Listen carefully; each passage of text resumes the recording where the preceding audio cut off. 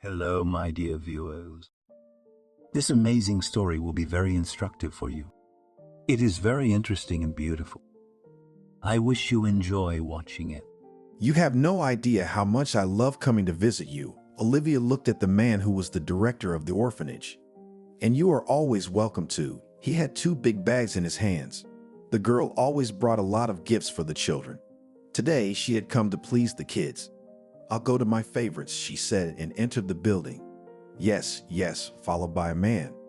He had known this girl for a long time. At first, he thought she was strange, but then when he got to know her better, he realized that she was just unhappy. Hi, walked the girl into the group to the kids. Olivia had arrived. They ran to her and hugged her. Sometimes the kids could just pile her on the floor, but that just made it fun. Look what I brought you. She stuck her hands in her pockets, and from there she pulled out palms full of little candies. Hurrah! Cheered the little ones. It was so peaceful and joyful during her time there. The girl even tried to get a job at the institution, but something kept getting in the way. At first, there were no vacancies, and her education was not suitable, but Olivia liked to just come and be with the kids. Olivia, would you like to come in before you leave? The principal stopped by. Okay. She looked at him and smiled. Victor wasn't old, but he couldn't be called young either. Olivia remembered the first time she saw him. He had looked at her like she was crazy, but he, like the others, Olivia didn't pay attention to him. And afterwards, when they got to know each other a little better, the man realized it was just an outlet. Are you going to lunch? Looked at Olivia from her friend. They worked in accounting. No, I can't. I don't have time. She turned away from the monitor. With the whole day ahead of her, Maria didn't want to go alone. Okay, Olivia took another look at the numbers, put her pen on the desk, and got up from her chair. That's good, rejoiced her friend. She wouldn't have to eat alone. They went outside, reached the nearest cafe, and took a table. It's so nice outside, and we have to sit in this office and work, Maria said and looked out the window. Yes, Olivia was thinking about something else. She looked around the room. There were a lot of people who were having lunch, just like the girls. Suddenly, her eyes caught on something. Olivia didn't even realize what it was. When she realized that a young man was looking at her, a few seconds had passed. She looked away, but it was too late. He was heading towards their table. Hello, the guy approached his friends. Hi, Maria stared at him in surprise. Never before had anyone approached them to get acquainted at lunch. Jack. He pulled up another chair and sat down with them at the table. Maria, and this is Olivia, she pointed at her friend. Nice to meet you. The young man looked at the girl. And to us, her friend shifted her gaze to her as well. You looked at me so much that I thought we knew each other, but I couldn't remember where from. So I decided to approach you. He turned to Olivia. I'm sorry, it's just, I was thinking. I got hung up, she blushed. Wow, I'm sitting here, eating, and they have such passion and unnoticeable, Maria said indignantly. It's okay, the friend was very embarrassed. They'll get to know each other, and then they'll get married. It seems that everything happened in front of your eyes and you did not notice anything. Maria sat and talked, but no one listened to her. Why are you looking at me like that? Olivia couldn't stand the young man's gaze any longer. I don't know, you have beautiful eyes, he told her. Thank you. She took a sip of tea, which was the last in the mug, stood up. Are you leaving already? He followed her example and stood up as well. How are we leaving? I haven't finished yet. Maria looked at her plate. Good, finish eating. I'll wait for you outside. Olivia headed for the exit. She realized that the young man wouldn't just leave, so she didn't want to stress him out. But Jack wasn't going to leave her behind. He was following Olivia. Wait, he caught up with her. What else? I think I showed you that I don't want to hang out with you. She looked him in the eye. Why were you looking like that then? He still couldn't find an answer to that question. Look, I have so much work. I'm loaded every day. Just turned around. My brain decided to rest. I thought about it. That's why I stopped looking at you, Olivia explained again. Here, he held out a small piece of paper to her. What's this? She looked at it. My phone number, in case I get lucky and you call. The guy smiled. Here I am. Maria walked out of the place. Bye. Olivia waved goodbye to her new acquaintance. She took his number, but she wasn't going to call him. The girls returned to the office, each doing her own work. How about some tea? Maria suggested after a couple hours. Okay, Olivia agreed. The numbers were flashing in front of her eyes, so she needed a distraction. You want to tell me about it? They sat with cups in their hands. About what? Olivia didn't understand. What did he say to you on the street? Was interested in her friend. Did you like him? Olivia laughed, realizing that there were situations like that. Yeah, she looked away. Okay, here, she handed her Jack's number. That's his number? Maria couldn't believe it. Yes, the girl smiled. She was pleased to do something good for the one who had been around since childhood. But she did not yet know what exactly she had just done. In the evening, the girls went home. They lived together too, because in a foreign city, it was easier to rent an apartment like that. Do you think to call? Maria had held the phone in her hands. I don't know, just meet somewhere away from me. Olivia realized that nothing would work out as long as she was around. I'm not afraid, she said proudly. I am. Olivia laughed back. They ate dinner and went about their business. Maria was going out on the weekends, and they often spent time apart. You're not even going to ask. She stopped at the door. No, why? I'm not interested, she said. Okay, offended Maria was. Yesterday she called Jack, said that she was going to go to the club on Saturday. He got excited, said he wouldn't mind relaxing too. She was so happy, but there was no one to share it with. She was walking down the sidewalk, a song playing in her head that Maria was repeating. She saw Jack waiting for her. Hi. She walked over and gave him a hug. Why are you alone? The young man was confused. Who am I supposed to be with? She realized he was talking about Olivia, but made a silly face. Okay, let's go. He took the girl's hand and they went inside. The young people went to the bar where they ordered their cocktails, and then Maria went to dance. Well, why are you sitting here so sad? She came up to Jack a few times. Just no Oliveronia. He looked at the entrance as if he was waiting for Olivia to go in there now. Why did you agree to come with me then? She didn't understand. I thought you were coming with a friend, he admitted. Why didn't you bring a friend? Maria was chatty after the cocktail. Did you come to dance? He looked at the girl. Yes, she nodded. Here, go and dance. He was already not happy that he agreed. Maria went. Jack looked after her. He wanted to order something else. He turned around and saw that there was a phone on the bar. He looked, and there was a picture of Maria and Olivia on the screen.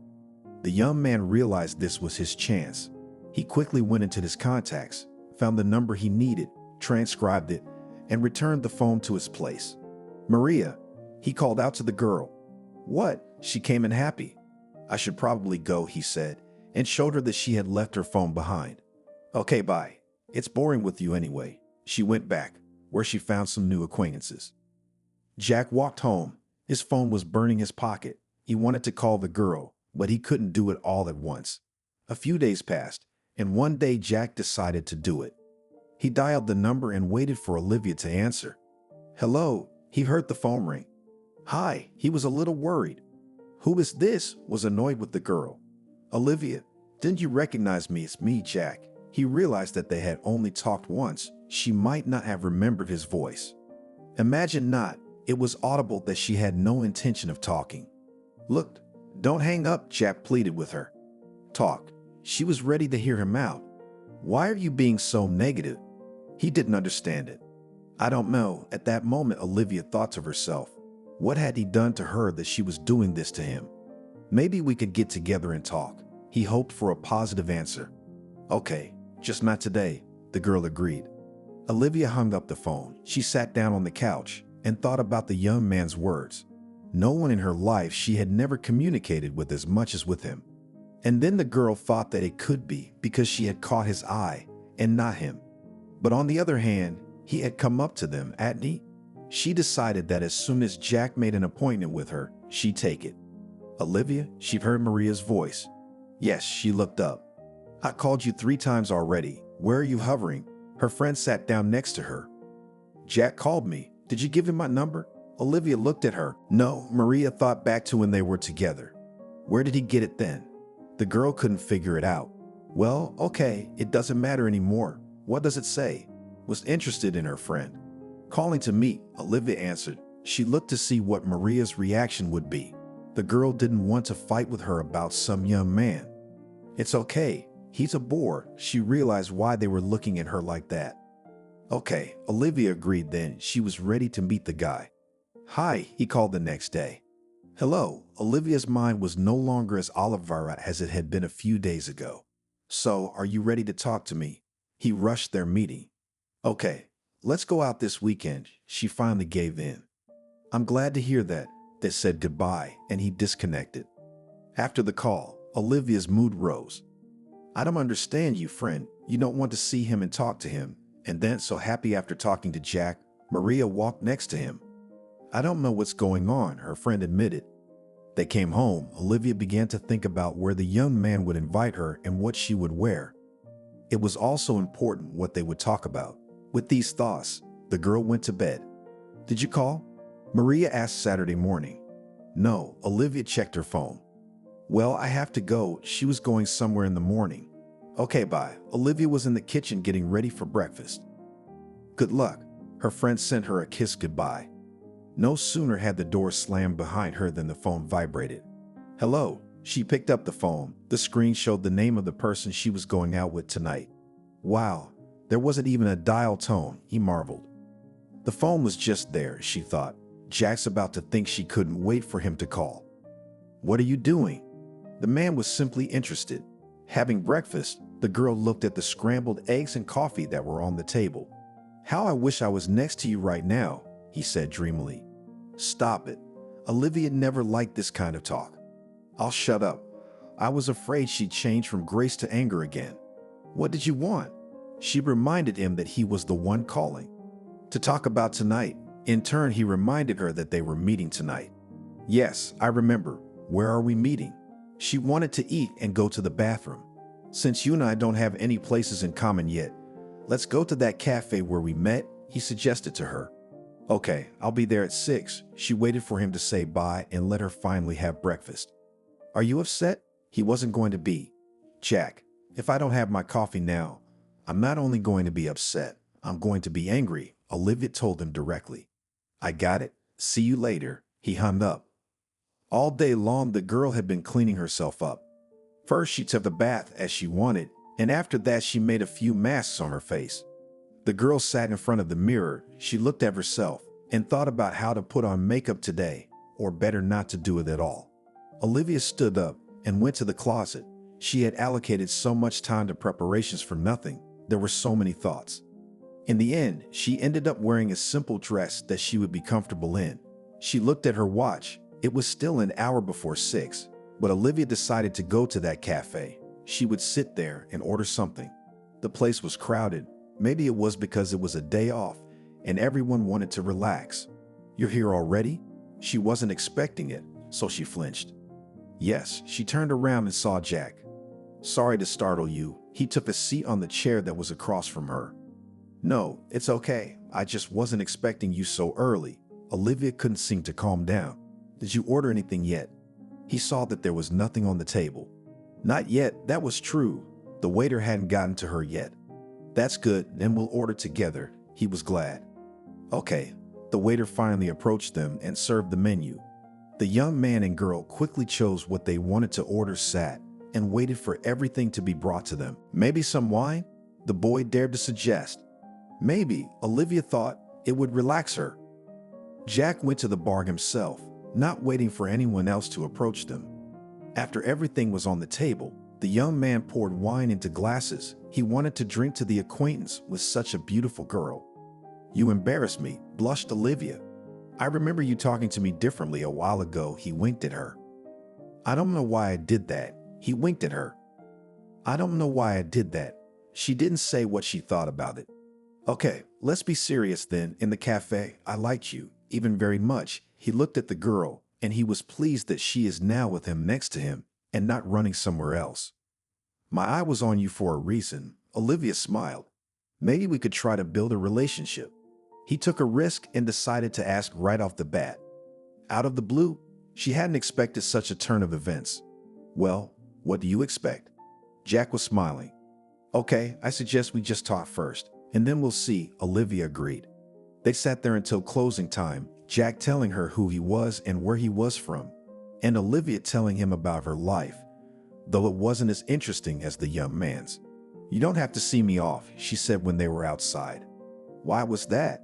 He wondered, since everything was going so well. "I can call a cab," she looked around. "And I suggest take a walk. Look at how wonderful the weather is." He walked over to her and propped his elbow on her arm. Good. The girl didn't mind spending a few more minutes with him. The streets were practically deserted. The young men walked slowly, talking about what they were just seeing. Olivia noticed that she had walked down this road so many times, but had never noticed that it could be so romantic here. There's an archway that would be interesting to take a picture under, and some lanterns on the other side. "I never realized it was so beautiful," she said out loud what she was thinking. "You're funny," the guy laughed. "Of course, and you are serious," they teased each other. So they reached the house where the girl lived. "I will not ask to visit, or else. There is your friend Maria." He made big eyes. "Why are you like that?" She didn't understand. "Last time when she invited me to the club, I thought she would come with you, so I agreed," he divulged. "Okay, you'll be friends. She's nice," Olivia said and walked out the door. Jack went home too, happy that he made it with her. "So how did it go?" Maria was waiting for her. She was sitting in the kitchen chewing on something. "Great." Olivia had a very good Olivia. "I can see that you're melting." Her friend wanted more details. "We agreed to talk for a while and then decide what to do," she admitted. "I see that you have already decided everything for yourself."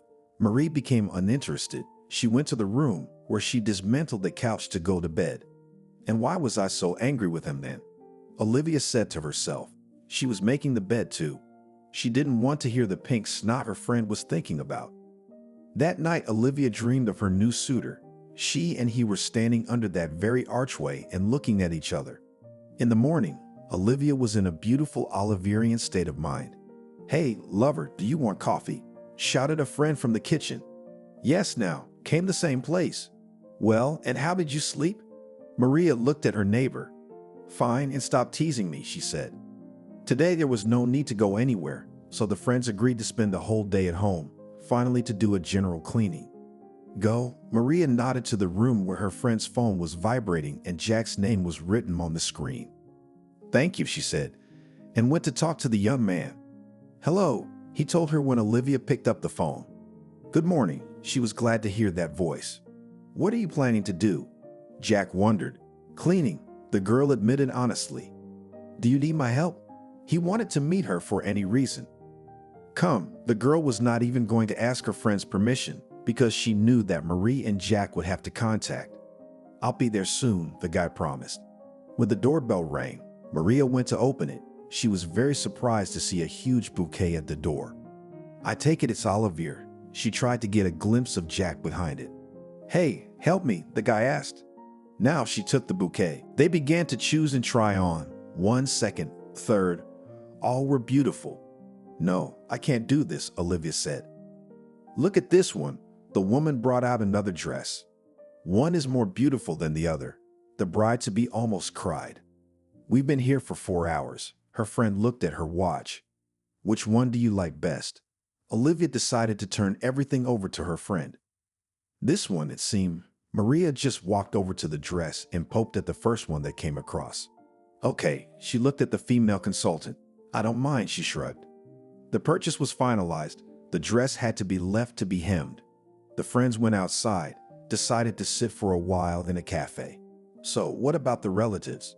Maria remembered what they had talked about before they started to choose dresses. "Oh, I don't want to talk about it." Olivia decided to place an order. "How are you?" Jack welcomed her home. "Good." The dress was picked out, although it took a long time, she admitted to him.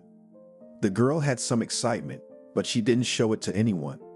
Jack brought up the subject of relatives again. "It's hard for me to talk about it," the girl admitted. "Well, but I think that between husband and wife there can be no secrets." He sat down to her and hugged her. "Bring valerian," Olivia asked her husband to be, because she knew she would roar. Now he went to the kitchen, took out the medicine cabinet, and himself was surprised that Olivia did not say anything for so long and carried it in himself. "Thank you." The girl took the vial. poured it into a glass, and looked at Jack. "You ready?" he asked her. "Yes, I'll have to tell you everything at some point." She was on the verge of crying. "Even if it's bad, I won't stop loving you." Jack put his arm around Olivia for support. "When I was born, I had a mom and dad. We had a good life. My parents loved each other. 3 years later, my mom was pregnant again. Everyone was waiting for the baby to come out. I was so excited to finally have a baby sister." Olivia stopped talking, sighing and turning away from the window. "I thought you were going to start telling me that your ancestors were alcoholics, that you had a bad heredity, and all that sort of thing." Jack tried to make a joke, but he realized that it wasn't appropriate. "Mom felt so bad. Yeah, I didn't realize it at the time, but she was screaming so hard when she was in the bathroom it was scary.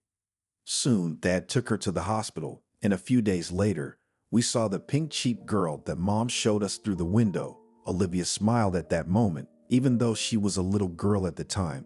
That moment was imprinted on her mind. "Did something happen to your sister?" Jack was catching up. "No, they were released from the hospital. There were 4 of us in the house now." She looked at the young man. She didn't want to tell him anymore. This was really getting on her nerves.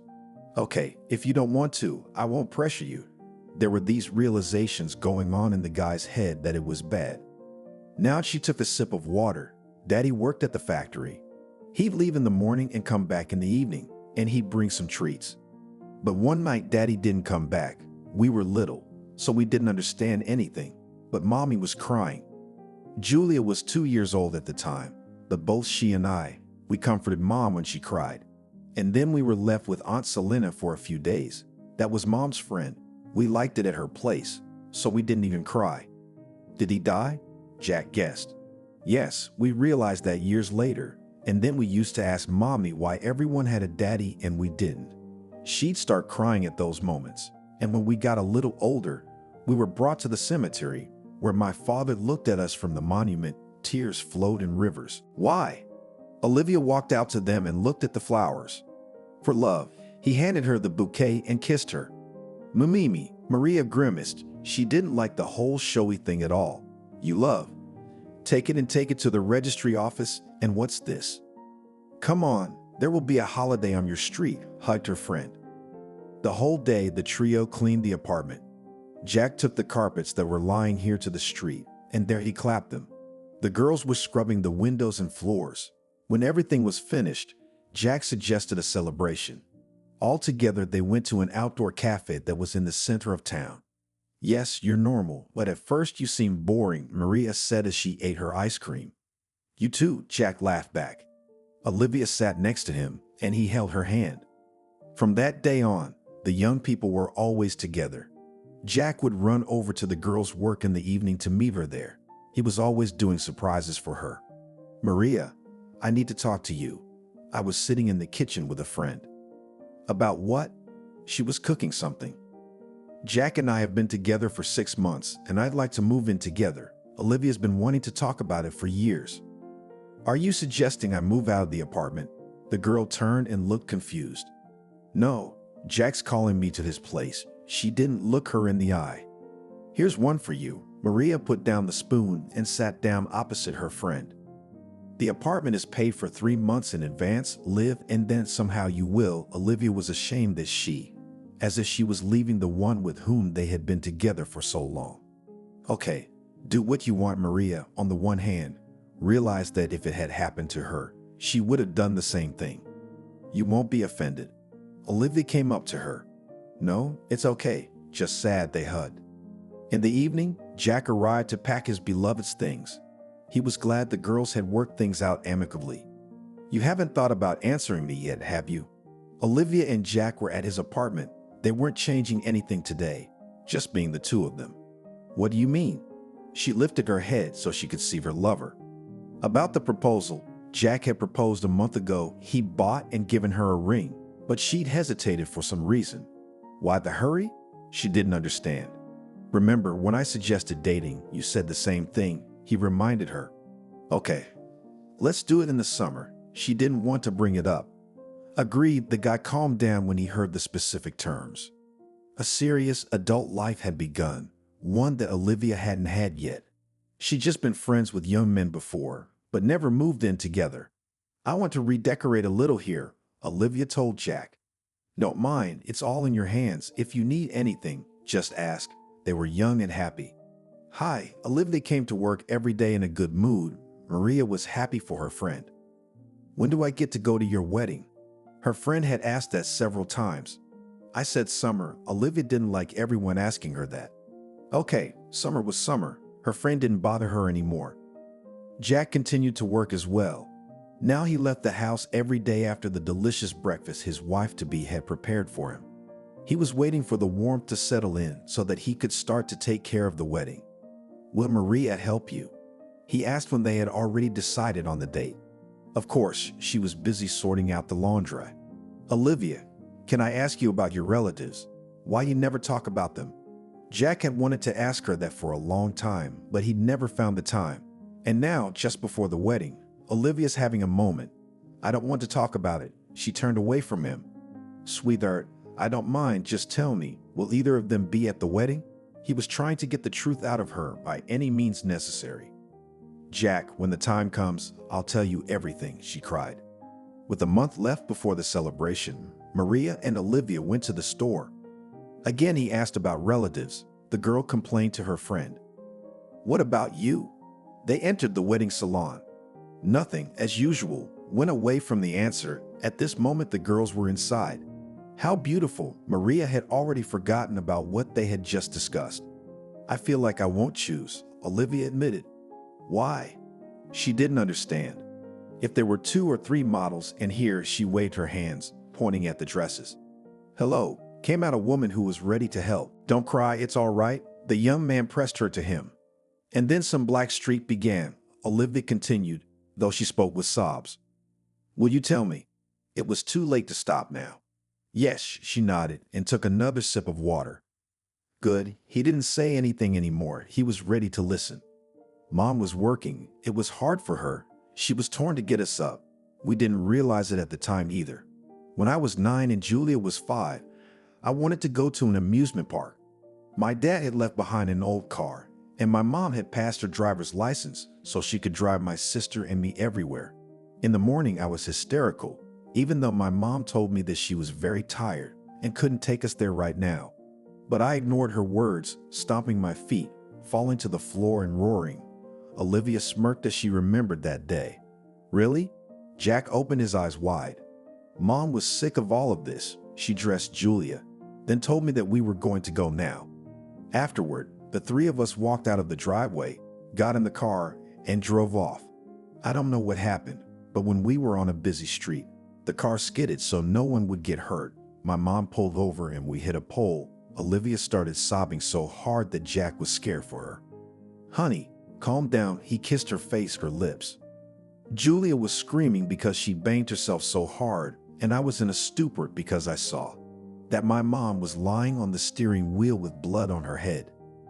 Then the ambulance came, someone else came.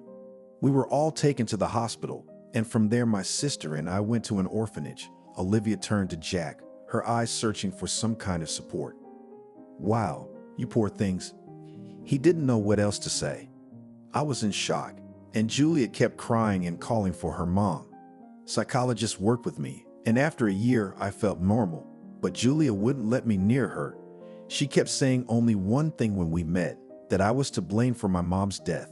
If I hadn't wanted to go to that park, if I hadn't been hysterical, then we wouldn't have gone anywhere. Olivia was silent as she drank water from a glass, staring at one point in silence. So your childhood was spent in an orphanage, Jack realized. Yes, and my sister never spoke to me until I graduated. When she was a teenager, she yelled such terrible words at me that I couldn't listen to them. When I graduated, I wanted to take her back, but she wouldn't let me. She said she would run away and go back to the orphanage. And when she had a graduation, I found her, but she just closed the doors in front of my nose. Even did not explain anything, a little calmed down girl. And now, was waiting for the young man to continue. And what now? Maria and I, with whom we were brought up together, decided to come here. First we studied, and then we went to work. I didn't see Julia anymore. She put the empty glass on the table. I'm sorry, I didn't realize you had such a story. He got up, went to the kitchen, and refilled the glass. It's all right, but I talked it out. Now I have no secrets from you. She put her head on his chest. Everything will be fine. Time heals when it passes. Then Julia will realize that he has no one more dear than you. He tried to find some words for support, but he failed. It's okay, Olivia assured him. She went into the bathroom to wash her face. Jack tried not to touch the subject of family again. He only had an elderly mother, whom he loved and appreciated very much. Time passed quickly. Olivia took a vacation at work, so that the wedding was held without any fuss. They invited acquaintances. Maria became a witness, which she was very happy about. Are you excited? They woke up in the morning. Jack asked the one who was to become his wife today. No, the girl said confidently. Good, then get ready. He went to the kitchen. Olivia had to go to Maria's house that day, and she was still living in the apartment they'd rented together. Jack was planning to buy her out of it. Everything went perfectly. The young people were not long in the registry office, and then they went to the dining room, where the celebration was to take place. Why didn't I say yes before? Olivia laughed. She was the queen of the evening. And I told you so, he kissed her. Since Olivia was on vacation, Jack was also released for a few days. They decided to go on vacation. With the tickets in hand, they packed their bags and went to the train station. The vacation was good for them. They both came back fresh and ready to start work with new strength. Olivia, what's this? Jack saw the pregnancy test in the morning. Come here, she called to her husband. Now he put everything down and walked over to her. You know, to be honest, I was hoping we'd change climates and get pregnant. She hugged Jack and said in his ear. Why whisper? He wondered. I'm afraid to jinx it, and it was true. Don't worry, we still have a long way to go. He kissed her as usual. Olivia really wanted a child. She imagined how she would babysit it, walk with a stroller and everything else. The girl didn't tell anyone about her dream. She cherished it inside her. How are you doing? Maria often asked her. Everything is fine, but I can't manage to have children, Olivia said sadly. It was only a year after the wedding. Don't worry, everything will work out, her friend assured her. I believe it, the girl looked at her. You know, don't you want to go to your grandmother's? Maria asked me once. What grandmother? Olivia didn't understand her. Well, who will tell you what will be and was, wondered the girlfriend. They used to talk about it a lot. I don't know, before they were young, so it was interesting, but now the girl was afraid to find out something bad. If you think about it, tell me, I recognized one. A very kind grandmother knows a lot, said Maria. Good, Olivia thought, that would never happen. Days passed, but the long-awaited pregnancy never came. Okay, let's go to your grandmother, came Olivia to Maria's house. What's the matter? She'd already forgotten about this conversation. I don't know. Some kind of despair. Jack's not talking, but I think he's thinking about it too. The girl almost cried. Well, wait, we have to call to make arrangements, Maria said. She went to the room, took out a notebook where she had everything written down. She looked at it for a long time and then came back. Well? Her friend looked at her. You know, there is no phone here, only an address. Maria showed her notes. Okay, then let's go, Olivia was determined. The girls called a cab. They went outside and waited for the car there. At that moment, Olivia's phone rang. Hello, love, she saw it was her husband. Where are you? He kept calling and asking this. No, not controlling. He just wanted to know. We're with Maria. She didn't bother to deceive. Okay, when are you coming home? Jack asked. Tonight. Olivia didn't know that for sure, so she answered vaguely. Okay. Kisses, he hummed up. How does it feel? Maria turned to her. Yeah, Olivia saw their car pull up. They got in, gave the driver the address, drove off. He looked at them through the mirror. Yeah, my grandmother lives there, Maria lied to him, so he wouldn't think anything of it. They drove for a long time, about 40 minutes, but the friends didn't notice it. All the way they chatted about work, life, and Maria's boyfriends. Maybe I'll go to her too, the girl said. Suit yourself, Olivia shrugged. It's a bit out of the way, the driver said when they stopped. Thank you, Maria paid him back. Have a nice day, he drove off. Olivia and Maria stood looking around. Apparently there had once been a village here, but now there was nothing left. We should have found the grandmother first and then let the car go, Olivia said. She was already feeling a little sorry. There was something creepy about coming here. There were tree roots sticking up here and there, tall grass. Come on, let's go. She saw a ramshackle hut off to the side. And how did you just notice it? Her friend turned to follow her. Maria had almost reached the gate. She tried to open them, pushed, the door creaked open. Hello, shouted the girl, but no one answered her. Maria, are you sure there's someone here? Olivia was getting more and more scared. She realized that soon it would be dark, and the cab would not come. Look, I wrote this address down a long time ago. I don't know, she turned to the girl. What do you want? The friends shrieked when they heard a hoarse and loud voice. Why so frightening? They saw a woman standing in front of them. She was old, but sturdy. What do you want? Repeated her question. We come to see you, to see your fate. Maria did not know how to say it.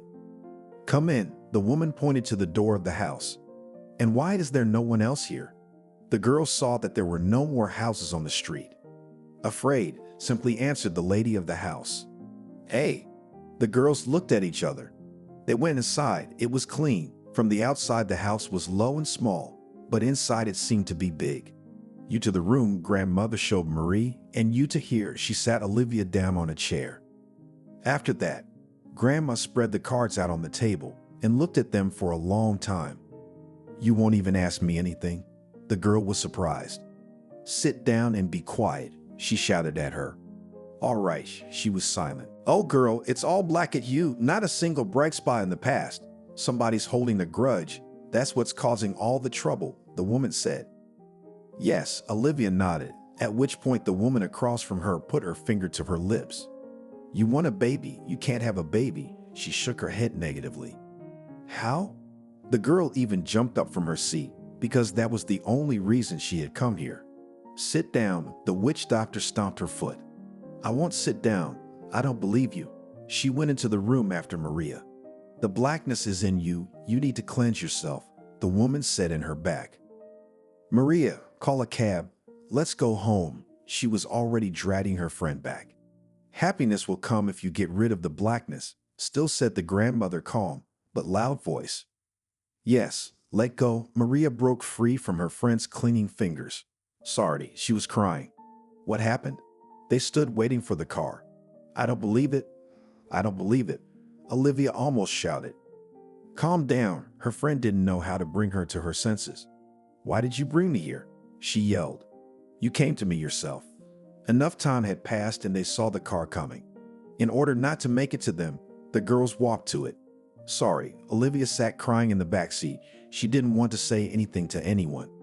You're welcome. Maria took offense to it too, which was her fault.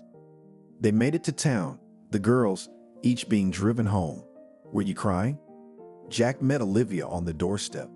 I don't want to talk right now. She walked to the bathroom. Understood, did not pester her husband. The girl was there for a long time. When she came out, the husband was already in the bedroom. Are you going to sleep? He asked her. Yes, now. She had already calmed down. Olivia came into the bedroom, lay on the edge of the bed, and turned away from her husband. Why don't you tell me what happened? Jack wanted to know. Not tonight. She was on the verge of crying again. As you wish, Jack realized that he couldn't get anything out of Olivia today. He turned off the lamp and closed his eyes. And his wife lay there, everything in her head sounding like something black in her system. Blackness, blackness, blackness. That word wouldn't get out of her head. It wouldn't work. She had a dream where a little girl was reaching for her. Blackness. There was darkness after that. Olivia jumped up in bed. What's wrong? Jack woke up too. Nothing, just a nightmare. She realized she had cried in her sleep. Come to me, he hugged his wife. She lay more until morning, still unable to sleep. What's the matter with you? Maria saw her in the morning at work. Everything is normal. The girl was pale as a wall, under the eyes dark circles. I can see that something is wrong with you, tuned her friend. No bother, Olivia sat back in her seat. Okay, I won't. Maria returned to the table. Olivia's day was falling apart. She couldn't do anything. When she went to turn in the report, it turned out that half of it had been miscounted. She stood in front of her boss and stared at her. "Olivia, aren't you feeling well?" she asked her. "No, I'm fine." She realized that she had been standing there silent for several minutes. "Listen, I think you should take a sick day and get checked out," the woman advised her. "Thank you, I'm really fine." She gathered up her papers and got ready to go to her room. "Wait," her boss got up and approached her. "What?" Olivia turned around. Olivia, that you spent a few days at home." She was worried about her employees. The woman saw that the always cheerful and agile girl now looked sick. "Okay, thank you." She thanked her again and left the office. She was home again. She did not want to eat or drink, and the words of the old woman from the village did not come out of her head. "What are you sitting here for?" Jack came home and found his wife sitting on the windowsill behind the curtain. "I'm not well. She's crying." "What's the pain? An ambulance?" He misunderstood her. "No, my soul hurts." She put her hand on her chest. Scared, "Tell me where you were yesterday and what happened." The man realized that everything started exactly a day ago. "Maria and I went to the witch doctor." Olivia was ashamed of this act. She did not want to say anything. "What did she tell you?" He didn't believe it. "It's bad," his wife cried. "It's okay," he hugged her. She said, "We can't have children." She kept crying. "You believe some grandmother? Let's go to the hospital. Let's get checked out." He's been talking her into it for a long time. "Okay, but not now. I need to go away for a while," she asked him. It was a deal, and they sat hugging each other. Olivia began to come to her senses. She believed her husband's words, that her grandmother had said all sorts of things. A month had passed since that day, and the girl had almost forgotten everything. Now she was the same as before. "Well, are you ready to go to the doctor?" her husband asked her. No, she was afraid of the final verdict. "Okay, we wait further," was patient Jack. He continued to love his Olivienka more than anything else in the world. He and Maria were only in contact at work now, because the relationship had soured because of that trip. Olivia was under the impression that her friend had talked her into going to that village on purpose. "Hey," she came to work. "Hello," her friend felt like they were drifting apart. "How are things going on the personal front?" Olivia asked the girl. "Same as always," she shrugged. "And why do you still have no one?" Olivia wondered. "I wouldn't know about that." She wouldn't mind if someone came to meet her. "Well, forget it." I didn't want to bring up a painful question for Maria. Some more time passed. Olivia came home. She had bought so many products. She wanted to make her husband a delicious dinner. The girl took the chicken out of the bag. She wanted to rinse it with water, but as soon as she took it, she felt sick. She dropped everything and ran to the bathroom. "What's going on in here?" Jack came into the apartment. "You're not gonna believe this." She pulled out the strip he already knew from behind her back. "Pregnancy." He stared at her. Yes, Olivia was so excited about it that everything was trembling inside. But the girl knew she couldn't do that, because it wasn't exactly clear yet. She had to go to the doctor. "I can't believe it, love." He put his arms around her and kissed her. Quietly, she put her finger to her lips. After that, they went into the kitchen together, Jack chopping and cutting and tasting everything, while Olivia marinated and baked. It was so idyllic between them. The wife looked at her husband and thought that now they were going to have everything the way she had always imagined. "Sweetheart, maybe we should watch a movie," Jack asked in the evening.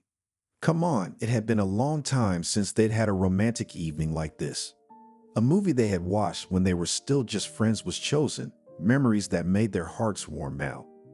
The next day, Olivia excused herself from work. She needed to go to the doctor. Of course, she didn't say anything to anyone. Even Maria didn't know that her friend was expecting a baby.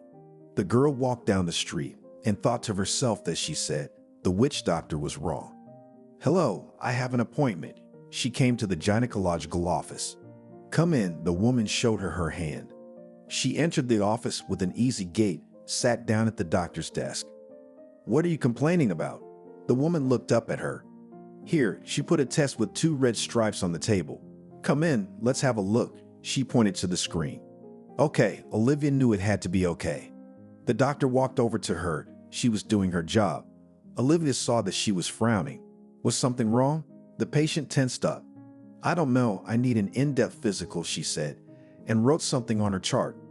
Thank you, goodbye. The girl left the office with a card and a lot of papers in her hands. There were referrals for tests and other doctors. After that, Olivia went home. She wanted to look at everything and read. At home, she felt dizzy and laid down on the bed until her husband came. So, what did the doctor say? Jack came into the apartment. He sent her for tests, she said. That's good. You'll check your health at the same time. He leaned over and kissed her. The next day, from the very morning, the girl was again in the hospital. She brought the tests and now stood in line for blood. There were a lot of people around, talking about something. Olivia stood listening to all this for a long time.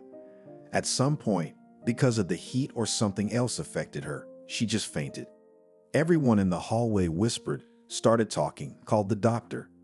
Olivia was lifted up and put on a couch in the office. So what do we have here?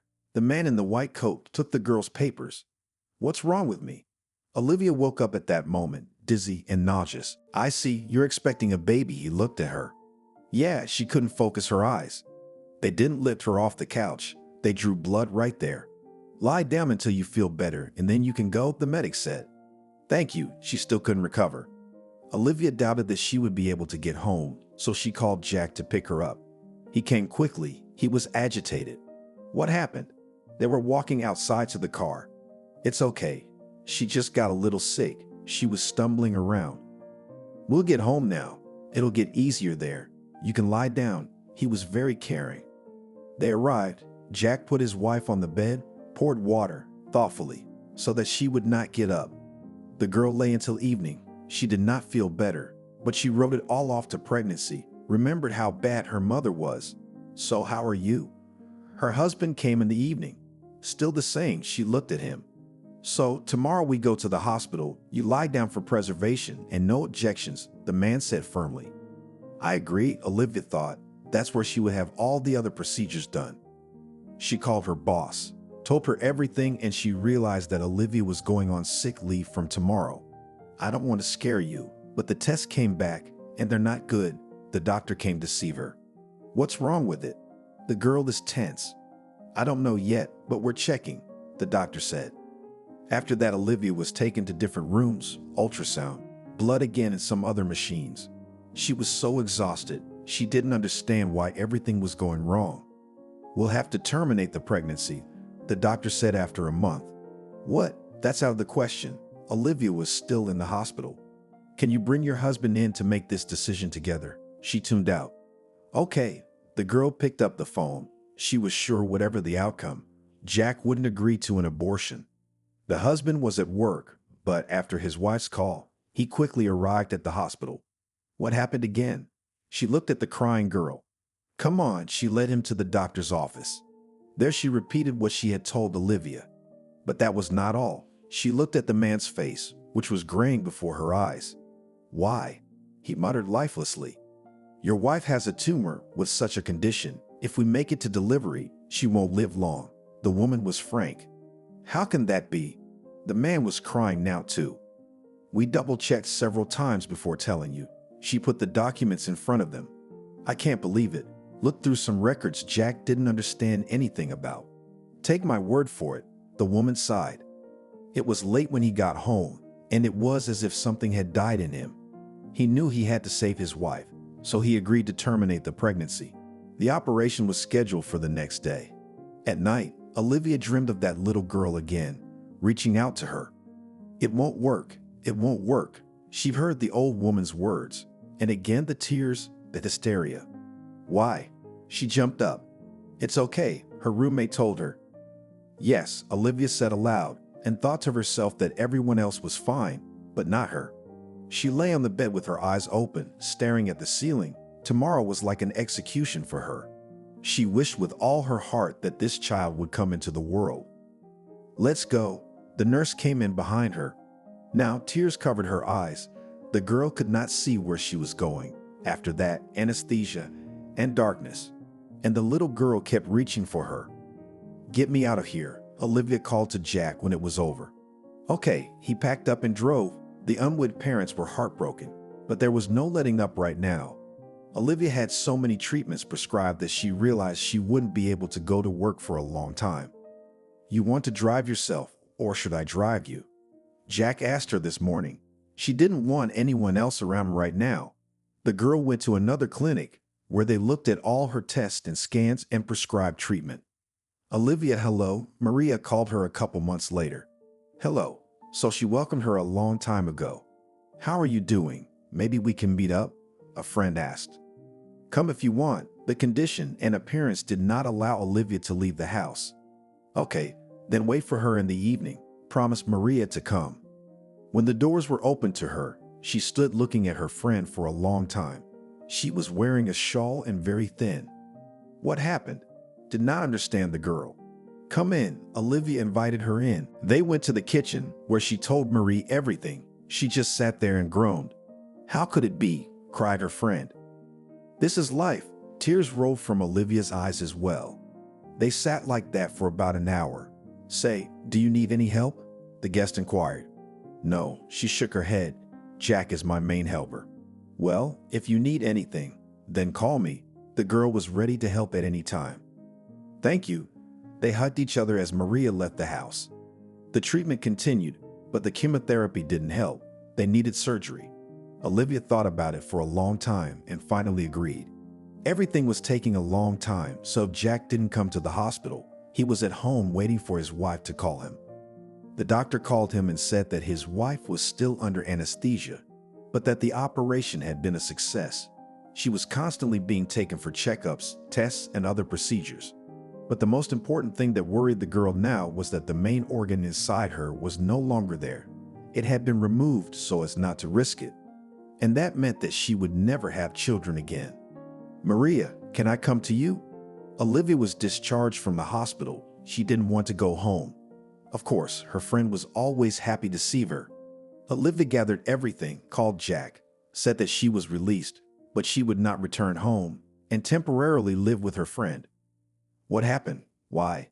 He couldn't understand. Be patient. She didn't say anything else. She just hung up. Maria was waiting for her. She didn't know how to meet her friend, what to say. She thought she would figure it out when she met her.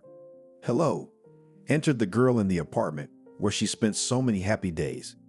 Jesus, Cain, looked at her friend. And do not say, you want to lose weight. Ask me how, smiled with one lip Olivia. Why not home? Maria realized that they had something going on. I don't want to. She sat down at the table. You don't want to tell me, or do you want to go home? Home. Tears flowed down her cheeks again. Tell me, Maria asked, knowing that after that it would be easier. I have all removed Poshinsky. I am now empty. She did not look at her. It's okay. The main thing is that you're alive. Her friend hugged her. And who needs me like this? Let Jack live alone. He's still young. He'll meet a girl. They'll get married. And then she'll give him a baby, Olivia sobbed. Are you staying? The girl guessed. Yes, for now, yes, Olivia confirmed. Well, let's remember our youth. Maria tried to distract her. Jack didn't come to them today. He let his wife come to her senses. But the next day he stood in the corridor of the apartment where the girls were, on his knees. Honey, come back. I feel so bad without you, he begged his wife. Jack, believe me, it's hard for you now, but it's the best option for you. I won't come back. She turned away so he wouldn't see her tears. What are you talking about? We've been through so much together and we'll get through this. He was sure of it. You'll thank me later. She pushed him away as he tried to hug her knees. Love, come back. Love. He couldn't find the words. Maria didn't interfere. She saw two people who love each other crying and there was nothing she could do about it. Jack, let's go and talk. She called the man when 2 hours had passed and they were saying the same thing to each other. About what?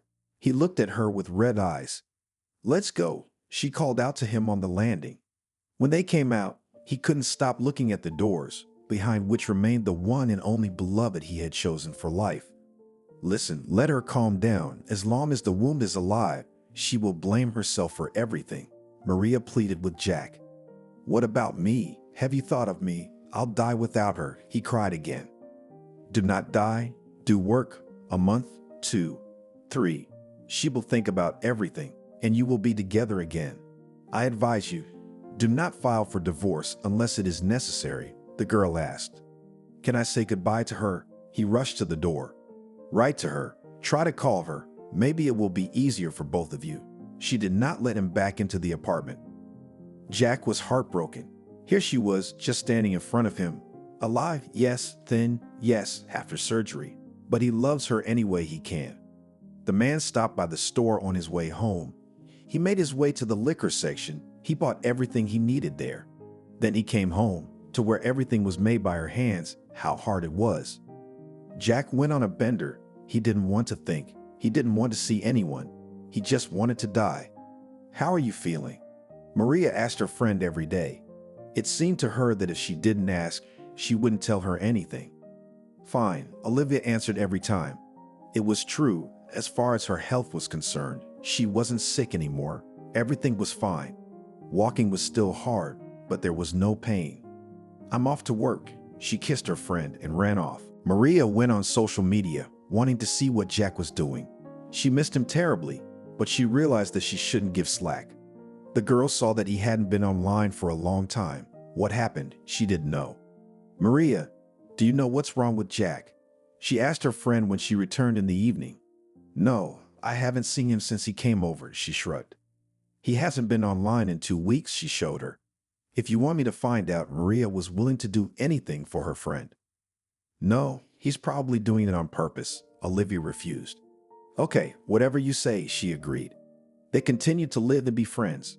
Olivia, I'm on vacation. Why don't we go to the south? Maria suggested it one summer.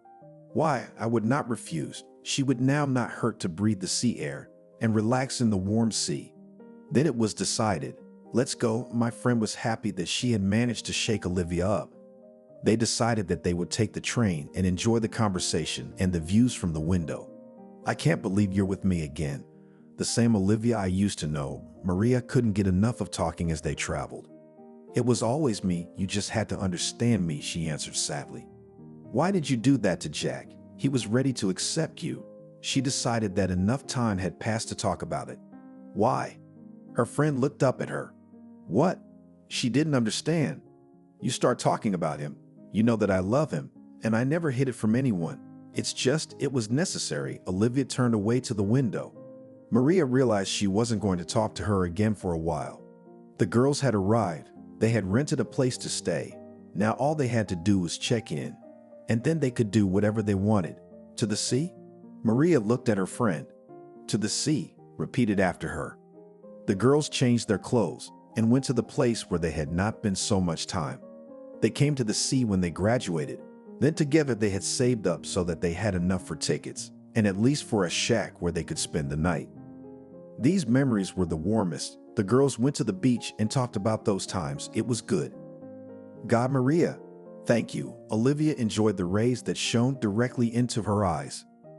This is a thank you. If it wasn't for you, it's unlikely I would have made up my mind, they hugged.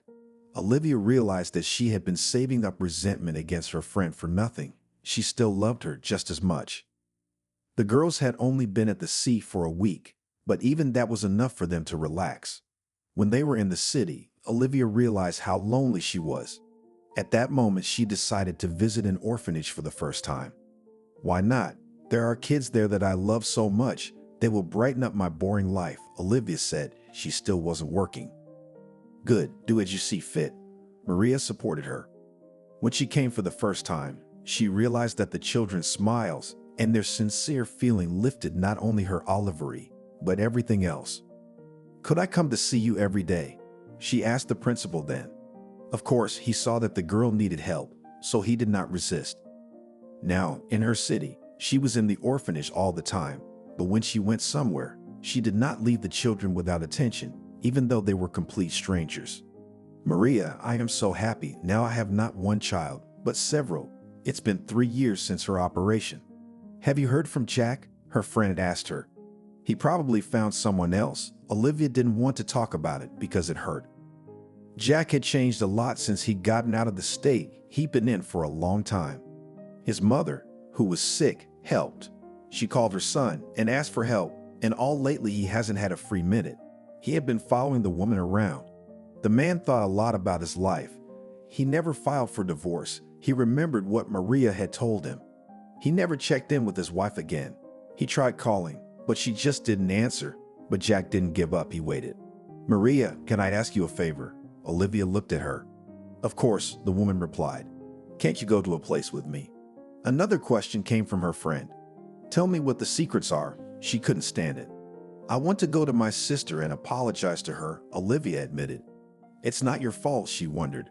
Please, just please, let's try. She was ready to do anything so that her own person would only forgive her.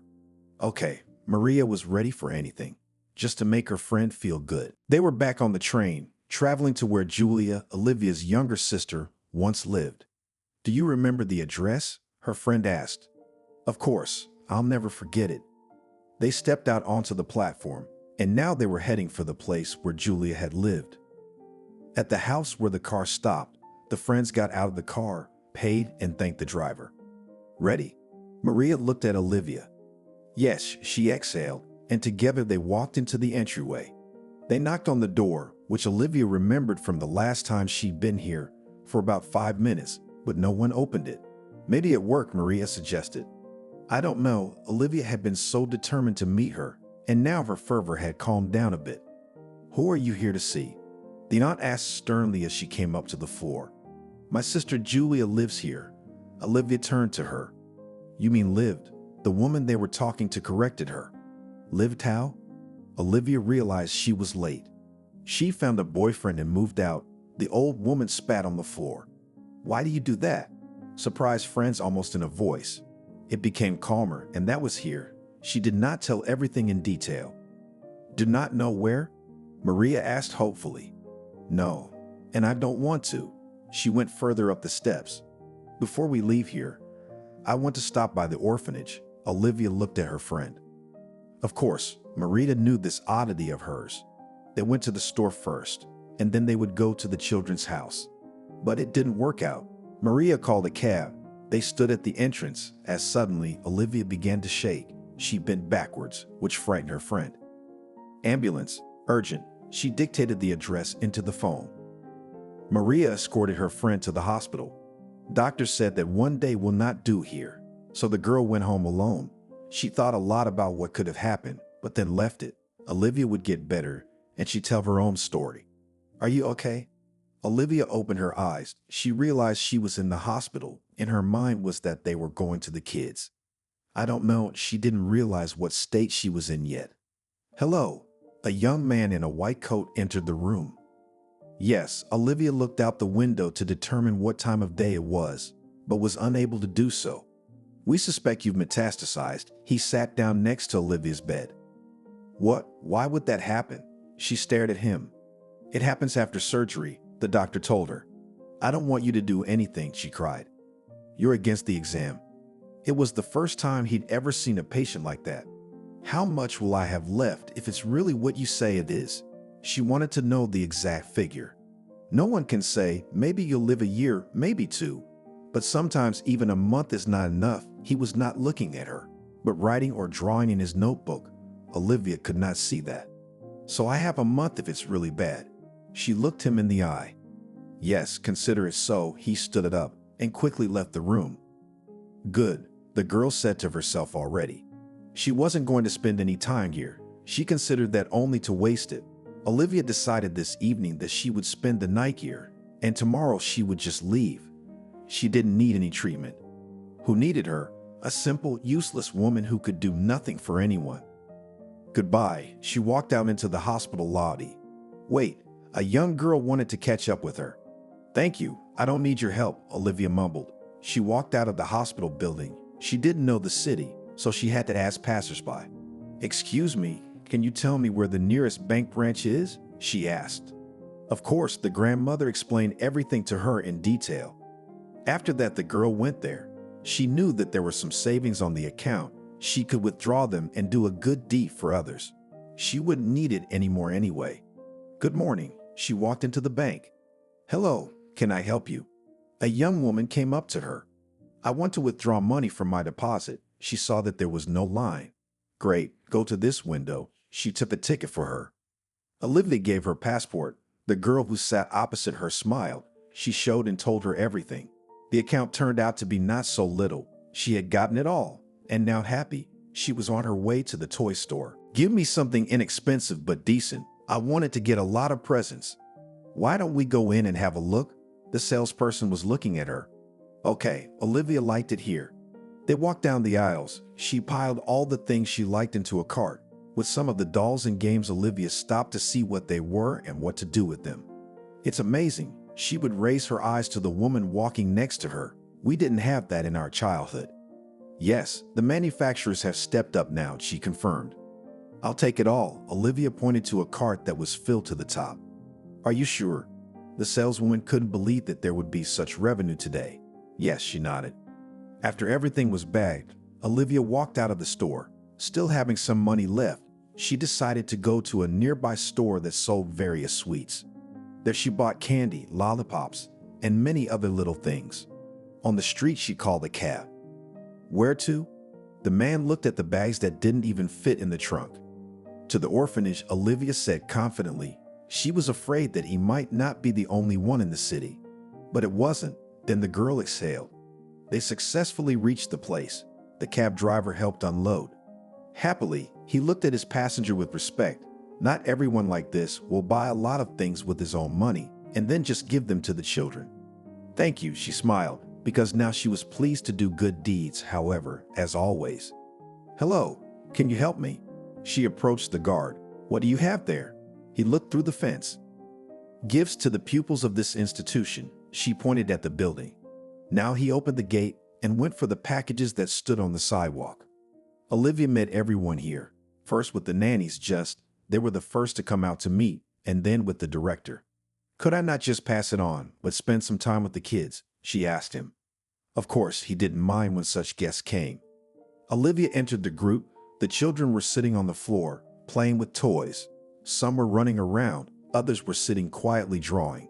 She decided to meet the kids first and then give them presents. Mom? A little boy ran up to her.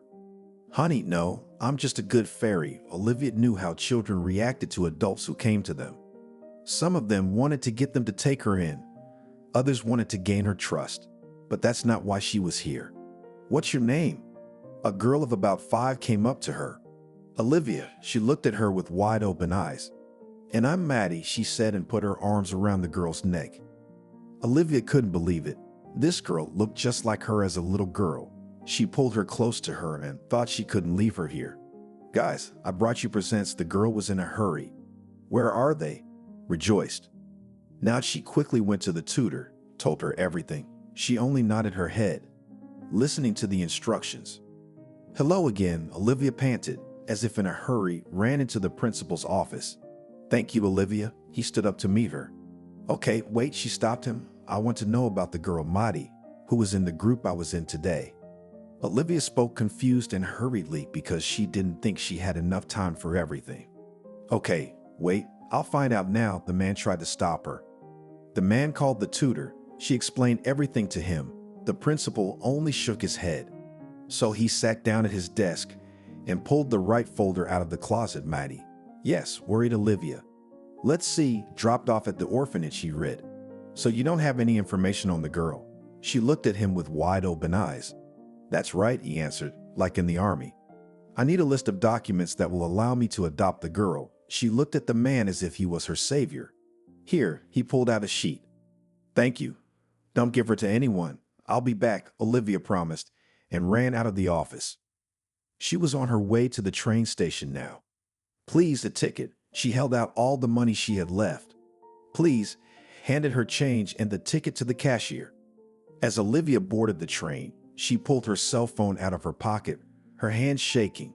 From memory, Olivia dialed a number that had been familiar to her for years. Jack, hello, she shouted when she was answered. Olivia? He was silent in surprise.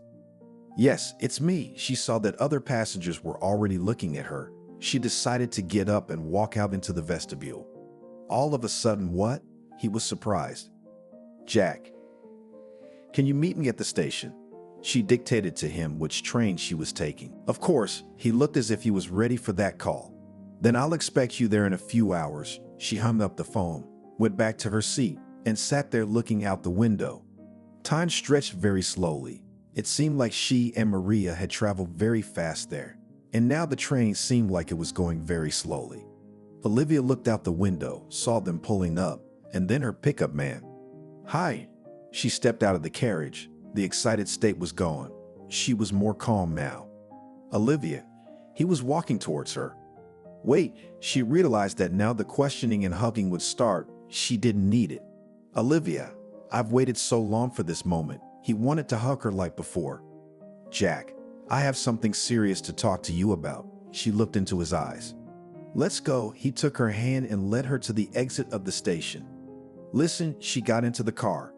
"Wait, let's get home, and there you'll tell everything calmly." It was obvious that Jack was worried. Good. She didn't dare to distract him from the road. Olivia sat next to the man she loved so much, but because she didn't want to ruin his life, she hadn't been around him in so long. "Do you have someone?" She asked the question only because she didn't want his new girlfriend to get the wrong idea. "Did you get divorce papers?" he asked and looked. "No." She tensed because she didn't know anything about it. "Why are you asking then?" He looked at the road. "Sorry, just needed to know." She didn't say anything else. When the house where she and Jack had once lived so happily showed up in the distance, Olivia grew sad. She realized that she wanted to ask him for something that would help her so much, but whether he would agree. "Come on." He opened the door for her and gave her his hand. "Okay," agreed. Olivia agreed to everything. They went up to the apartment. That smell of the entryway she remembered. A lot of grandmothers lived here, so it smelled like cooking and other goodies. "Come in." He opened the doors and Olivia realized that nothing had changed here since she'd left. "Jack." She looked around. "Yeah, I didn't change anything. I was afraid you'd come back and you wouldn't like it." He looked at her. After that, the husband and wife, who had not been together for a long time, walked to the kitchen. Tea. He looked at his favorite woman. It seemed to Jack that it was a dream. He was sleeping and everything was passing by him. "Yes," she nodded. "Do you need help?" The man put 2 cups on the table. "Very much," Olivia cried. "Speak." He took her hands in his. "I'm sorry for barging into your life like this," she cried. "I'm listening, and I'll help you with anything you ask." The man had tears in his eyes too. "I've been staying with Maria all this time, but I think you already know that." She began her story. "Yes, what's the point? Maria's not well." He tried to get ahead of her thoughts. "No, listen to me. If you say no, I understand." She looked him in the eyes. "Okay." He fell silent. "A few days ago, I asked Maria to help me. You know, my sister thinks I'm guilty, so I wanted to apologize. We went to the place where she lived, but unfortunately she wasn't found," Olivia said, tears streaming down her face. "And you want me to find her?" Jack guessed. "No, please listen," she pleaded with him. "I'm listening. Speak." He squeezed her palms. "I don't know if you and—" Of course, he folded it in half and put it in his pocket. "Beloved," she looked at him. "I don't have much left. I need to get everything done." "I hear you. I promise that by the end of the month everything will be ready." He never cheated, so Olivia believed him. The family was together again. Olivia had to get used to having her lover around again. She did everything as usual, and Jack tried to please her in everything. As promised, the man did his best. They got into this car and drove to where Olivia thought her daughter was. The principal greeted them in a friendly manner. He accepted all the documents, promised to review everything as soon as possible. "Mommy?" Maddie approached the couple. "Yes, dear, we'll be home soon." Olivia sat down in front of the girl. "And who's that, Daddy?" She pointed at Jack. "How did you guess?" She laughed. "I don't know." She looked at him with blue eyes. "Olivia, when you told me about the girl, I didn't believe you." They were sitting in the car outside the orphanage. "And now," she looked over to where the children were walking. "Now I know what you mean." He looked that way too. Jack and Olivia decided not to leave here until a decision was made. They got a room at a hotel, and that's where they've been staying. "Tell me, what happened here when you and Maria arrived?" The man asked a question his wife didn't want to answer. "I don't want to upset you." She looked at him again. "And I want to hear it." She realized he wouldn't let up. "The doctors told me there's not much time left." "Listen, don't interrupt." She could see her husband wanted to say something. "There's a Maria who's liked you for a long time. Now we'll adopt Maddie and then you'll live with her." "What are you talking about? There's always a way out." He couldn't believe it was true. Okay, I'll let you in on my little secret, she admitted. Listening, he was ready to accept any decision she made. When they told me I was dying, I decided to buy presents for the kids to make someone feel better. And when I saw Maddie, I knew I wouldn't die. I'd claw my teeth out, but I wouldn't leave her, and she cried again. My darling, you won't die, I promise you. He couldn't believe it was really happening to him. Okay, I believe you. They hugged and stood like that for a long time. 3 weeks passed. Jack and Olivia were back at the gates of the orphanage. So how's our case going? The girl walked into the director's office. I can congratulate you. He handed her the documents. No way, Olivia was so moved that she almost fainted. It's okay. The man helped her into the chair. Very good. She couldn't breathe properly. After that, Olivia got down and called Jack over, who was also excited that they were about to have a daughter. They walked into the group. Maddie was so beautiful in her dress, wearing bows. Come here. Olivia held out her arms to her. Mommy, she hugged her. Yes, I'm your mommy. She pulled her against her and cried. They all walked out of the orphanage building together, past the gate, and got into the car. So, family home? The man asked the woman and child. Yes, they shouted with glee. Driving and talking, everything was fine. When they were in their town, they showed their daughter the apartment. She loved it. Listen, I decided to go to the examination. I will agree to any operation. You only Maddie do not throw, said trustingly to her husband Olivia. Sweetheart, we'll always be there for you, and I'm sure that nothing will happen to you, he promised her. Okay, but you still have to promise, she looked up at him. I promise, he kissed her. Afterward, Olivia went to her daughter's room to read her a bedtime story. She was sitting on the bed, doing nothing. Why are you sitting like that? Wondered the new mom. So that you do not start scolding me for touching things, said the girl. You what? It's all yours. You can touch whatever you want in here, laughed Olivia. Really? The girl looked with such trusting eyes. You what? Her mother hugged her. Thank you for taking me out of there, cried the girl, and hugged her. The next day, Olivia made an appointment with the doctor. She walked there on woozy legs. Yesterday, she didn't care what would happen to her. But today, she wanted to live, because now she had someone to live for. Hello, she entered the doctor's office. Greetings. What are we complaining about? He took the card from her hands and began to look through the records. Scared? Olivia asked him. No, he shook his head. Make the appointment. I'll do anything. She looked up at him, head held up proudly. Here are all the referrals. After you pass the doctors, come straight to me. He handed her the papers. Thank you. She was willing to do anything to live. Olivia was not ready to stop at anything. She wanted this child. She had seen this girl in her dreams so many times. And she hadn't. She'd been through so much to just give up on not. You did good. I'm proud of you, Jack had told her at home. Enough. Olivia wanted to be with her daughter while she was still in this world. Okay, whatever you say. Jack understood his wife, because she was the most precious thing in the world. She was going to the research, and she thought, if they find something there now, she would do any operation. She would endure another course of chemotherapy, but she would stay with her girl. Come in. The lab tech greeted her. Thank you. She realized that many people hated the man and he was just doing his job. One analysis, another, and a few more, but Olivia didn't grumble against anything. She waited for the most important appointment of all, with the doctor who would deliver the verdict. When? Jack asked simply. In 2 days. That was the length of time before the verdict that awaited the girl. Good afternoon, she entered the office, no sadness on her face. I see that even though you know what we're looking for, you're not discouraged, he said to the girl, and opened her card, which contained everything Olivia was afraid of. Let's get this over with, she didn't want to rant. Okay, he began to look at the results of all the tests. Olivia, can you wait in the hallway? The man asked her. Of course, she realized she was in the middle of something else, and that meant only one thing, that she was not doing well again. Come in, the nurse came out an hour later to see her. In that time, Olivia had seen the doctor go somewhere else. Speak plainly, she looked at the doctor, and she didn't want him to humor her. You're doing fine, he answered her. I don't believe it. She was determined. Where they took your tests were inaccurate. Or maybe you had a cold or something that showed that. He held out the paperwork to her. Is this true? She looked at the man and couldn't believe that she had been misdiagnosed. You can go to any clinic. They will tell you the same thing. The doctor smiled. Thank you, she hugged him. You what? He was dumbfounded by such an act. And then when he imagined what the patient was experiencing while he waited to be told, he understood her. Olivia was walking home. No, she wasn't walking, she was floating.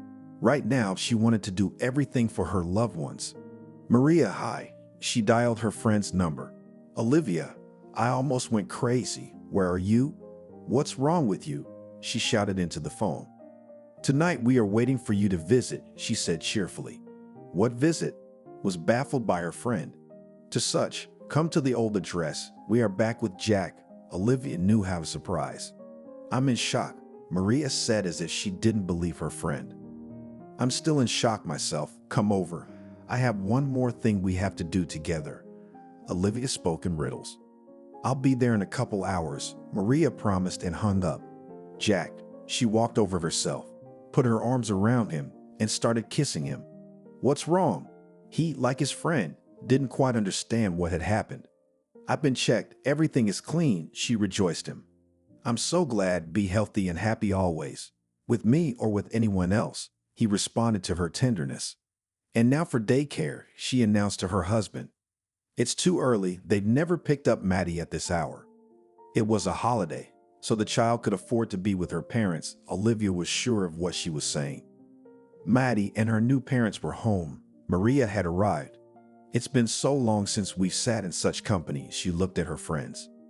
It would be very often now, her friend promised her. You had some business with us, her husband reminded her. Yes, don't think I'm crazy. She looked at the people closest to her. Talk already. They couldn't stand the suspense. I want to take a DNA test, the girl mumbled. I don't get it, Jack looked at his wife. That's what I meant when I said that you'd think I wasn't doing well at home, Olivia laughed. Well, talk already. Her friend and husband were waiting. Well, that can't be a coincidence, she looked at Maddie. My sister lived in this town. There's only one orphanage, and Julia left quickly. No one knows anything about her, Olivia suggested. I hear you, Jack nodded, the smile gone from his face. What then? The wife couldn't understand. What if it turns out to be a complete stranger's child? He was afraid of that question, but he asked it. All the same, the main thing is that I will do it, was confident in herself the girl. Good, Jack was ready to support her in everything. I'm not a counselor here.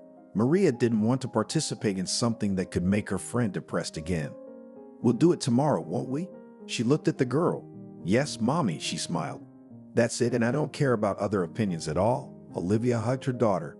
They came to the clinic, where they took the biological material. Now all they had to do was wait. Jack, don't you think so? They lay in bed in the evening. Let's wait for the results. For the first time in his life, the man didn't want to draw any conclusions. Okay. She put her arms around her husband and lay on his chest as she had done before. Time stretched slowly. Olivia called the clinic every day. She had had enough of finding out the whole truth. At this point, she didn't stop going to the orphanage and socializing with those she felt needed her presence. Olivia? She heard a woman's voice on the phone. Yes, she answered with a sinking heart. We have everything ready. You can come and get the results, she said politely. Who's with me? She looked at the family. We are, the husband and daughter shouted in unison. The family sat in the car. The girl had an envelope in her hands. You've waited so long, and now you're dragging it out. Jack couldn't stand it. I'm scared, admitted Olivia. Let me do it. He looked at her. No, it's my story. I get to open it. She peeled off the top and started to pull out the paper. The simple A4 size sheet seemed so long. Patience was running short. Well, Jack waited to see what it said. Compatibility. That word she just knew hadn't gotten to that line yet. Olivia. God, you could have a heart attack that way, Jack said nervously. 77 and 6, she glared at him. What did you have to prove? He questioned. Maddie, you're mine, she hugged her, though it was uncomfortable. Mommy, I love you so much. The girl may have been faking it, but she wanted to show the woman who'd taken her from that place that she cared about her. Can I ask you something? Olivia looked at her husband. Yes, he nodded. Find my sister, she begged. Good, he was going to do that himself at some point. After that conversation, Olivia asked him every night how it was going. But Jack wasn't looking for himself, so he answered in other people's words. Jack, what's up? It's been a month since she gave all the data on Julia. Olivia, we have to wait, he realized that. How long? She couldn't. Be patient, he approached her. Okay, she agreed. Jack and Olivia never fought. The man always remembered the moment when his wife left just to get out of his way. Darling, dance, the man came home one day. It had been almost a month since the search for Julia. Did you find her? She guessed. Yes, here's the address. He handed Olivia a piece of paper. Are you with me? She knew he'd always be there for her. Let's go. Olivia was also with her parents. They got in the car. The address was known, so the family prepared for a long journey. They drove, they stopped, everyone was happy. This is the house. They stopped late at night near it. Why don't we spend the night somewhere and then go to her? Jack asked. No, I've been waiting for this moment for so long, Olivia countered. She yanked the door open and it gave way. After that, it was only 2 floors to go, and they were at the apartment. The girl knocked. Who else is here? The girl opened the door. She was in a nightgown and clearly not herself. Julia? Olivia recognized her as her sister. What do you want? She raised her head. To talk. She could have left, but she didn't want to. What? Yes, you. At that moment, Maddie appeared in the doorway. Do you recognize her? Olivia asked. What, how? Julia was confused.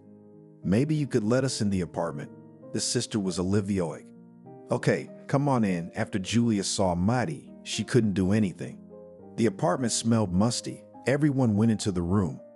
Jack, please go with Maddie. Make some tea in the kitchen. She looked at her husband to distract the girl. Okay, headed that way they did. Tell me about it. Looked pointedly at her sister Olivia. You know I'll never forgive you for what you did to Mom, she hissed through her teeth. I was just a kid like you. I never wanted to do anything bad. Olivia always defended herself. I met Jeremy then. We were together. He helped, provided. You could say life was good.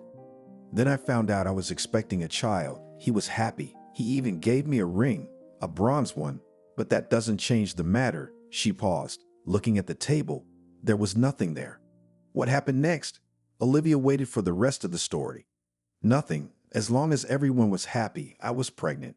For me, everything I want, but in acceptable norms, she corrected herself. Quickly, Olivia didn't want to hear how her sister lived with her boyfriends. I gave birth to her. Julia glanced toward the kitchen. And what? Olivia cried. Nothing. We came home. And then with each passing year, I saw how much she looked like you, as if it wasn't me who gave birth to her, but you. Julia's voice became unpleasant again. And you took her to an orphanage. I couldn't believe my older sister. What was I supposed to do? Hate the baby? The younger one was now looking at the older one. How could you? Olivia was crying uncontrollably. I could have. Julia didn't feel guilty. What if I hadn't seen her? Olivia screamed. Then it wasn't fate, simply said the girl who sat across from her. You know, the fact that you blamed me all your life for your mother's death, it has a place. You were a little girl, and what's in your brain is what's in your brain. But putting your own daughter in an orphanage, and you had my number, you could have called. You're not going to leave? The younger sister was sitting there, showing she wasn't happy to have visitors. I thought you and I would make up, and then we'd be together, supporting each other. Olivia pressed her lips together. And what did you get? The girl looked at her with insolence. Nothing. Olivia got up from the chair. She realized that this was the first time she had talked to her sister seriously. Before, there had been constant accusations and name-calling from Julia. Family, have you had tea? She shouted towards the kitchen. Yes, my mommy. Maddie squinted at Julia, but she hardly remembered her. Darling, she hugged Jack as he approached. Take me away from here. Okay, let's go. He took his daughter in his arms, and as he left the apartment, he turned and met his eyes with the girl who lived here. He realized that she hadn't made any conclusions from the life she had lived. Are you coming? He heard from his wife. Running, they laughed together with Maddie. The family came out of the driveway. They got into the car. The husband looked at his wife. Satisfied? He asked. The only thing I cared about was whether she could take our daughter away from us, and I wanted to cry. But Olivia held on. "Mommy, no one will take me away." Hugged her across the seat. Only at that moment she calmed down. "We'll always be together." He just touched her cheek with his lips, then started the car and they drove off. The parents stood dumbfounded when they saw the boy, a carbon copy of their twins, at the train station. A 6-year-old boy stood in the middle of the station square. He was scared, looking around, and didn't know where to go. "Are you lost?" A strange woman in a brightly colored outfit approached him. Yes, tears were about to roll from his eyes, but he held them back. "Come with me." She held out her hand to him. The boy gave her his hand, and they walked through the crowd. At one point, he was frightened, broke free, and ran. "Where are you going?" The gypsy woman shouted after him, but he ran without looking back. The boy saw that the doors of the wagon were open and ran in. This very wagon was not attached to anything. It had just been standing there for many years. The boy walked along the doors, went into one of the compartments, sat down on the seat. It was warm and there was no one there. "Mom," he looked out the window, but there was no one there on the tracks. When it got dark, he was hungry. His stomach was rumbling, but he realized that if he left here, he would be picked up and taken away. And he didn't want that, because his mom would come back and he wouldn't be here. How would she find him then? He cried. Now that he was alone, he could do it. After that, he didn't notice how he fell asleep. "Hey, is there someone here?" He heard male voices in the night and opened his eyes. He was scared. "Come in, there's no one here," said another voice. Presently, 2 men climbed into the same wagon where the boy had been. They started rustling something, swearing. The boy heard it all. He looked like a mouse. "Come on, let's have a proper sit down," said one. "What don't you like here?" The other one answered him. Narrow opened the compartment door of the one who wanted to sit down. He dragged some kind of sack in, and then he himself fell into the cramped space. Oh, they heard a child's cry. Who? The man started to look around, but it was dark. Now, flicked a second lighter. "How are you doing?" They saw the kid. Mom left it. He crawled out from under the table. "How did you leave it? Permanently or temporarily?" The men were stunned to find a small child here. "She'll be back," the boy said pitifully. "What's your name?" One of his buddies leaned over to his face. Alex, who was smearing a tear down his cheeks. "Don't cry, Alex. Everything will be fine. Your mom will come." The other one ruffled his hair. They, not paying attention to the boy, sat down and began to put everything in the bag. And there was a lot of stuff, mostly jewelry. They had just come back from a job that had gone well today, and now they were dividing up the loot. "Anthony, why did you give yourself so much money?" One of them started to get indignant. "Don't yell, I'll be right there." They were flicking the lighter back and forth to get a glimpse. "Are you hungry?" asked the one called Anthony at the boy. "Yes," he nodded. Alex's eyes were so big when he saw it all. The man took bread and lard out of another bag, broke it off, gave it to the boy. "Thank you," the man said. Together they spent the whole night here. When it started to get light, Anthony and his friend just left. "Come on, Pariah, don't be sour. Mom will definitely come today." They told him goodbye and left him a gingerbread. Alex looked out the window again. He was waiting for her to appear. But Mom was not there. It made him so sad that tears ran down his face again. Now when it was light, he saw that there were blankets on top. They were all dusty and torn. But Alex didn't care. He was freezing. Slowly he pulled one out. Pulling it up, the others fell in after him. The boy wrapped himself up, put it on the shelf and waited. In the evening he tried to go to sleep quickly, not to think and not to be afraid. And in the morning they found him. No, not his mother, but the station workers. They were looking for the 2 men who had shared the loot last night. They saw that the carriage was unlocked. They decided to check, and there was the boy. "Who are you? Where are your parents?" A policeman asks him here at the station. I'm Alex. Mom's gone somewhere. I'm lost. He wanted to cry again. Where did she go? The man asked the small child. I don't know. I couldn't help but cry. Okay, I see. We need to call custody. He got up from his chair. The station master walked into the office. Word had reached him that a little boy was lost. He saw him and smiled. Were you with your mom? He leaned over and asked him. Yes, nodded the man. I've never seen her leave a child like that, the man said in a half voice. Do you know his parents? Where did she go? The man asked the small child. I don't know. I couldn't help but cry. Okay, I see. We need to call custody. He got up from his chair. The station master walked into the office. Word had reached him that a little boy was lost. He saw him and smiled. Were you with your mom? He leaned over and asked him. Yes, nodded the man. I've never seen her leave a child like that, the man said in a half voice. Do you know his parents? Yeah, and I'll call them right now. He pulled his phone out of his pocket. Alex heard all this and couldn't believe that his mom would come for him again and they would be happy. He sat down on the chair and looked at the door to see when it would open. Not an hour later, a woman burst into the office. Her eyes were frightened.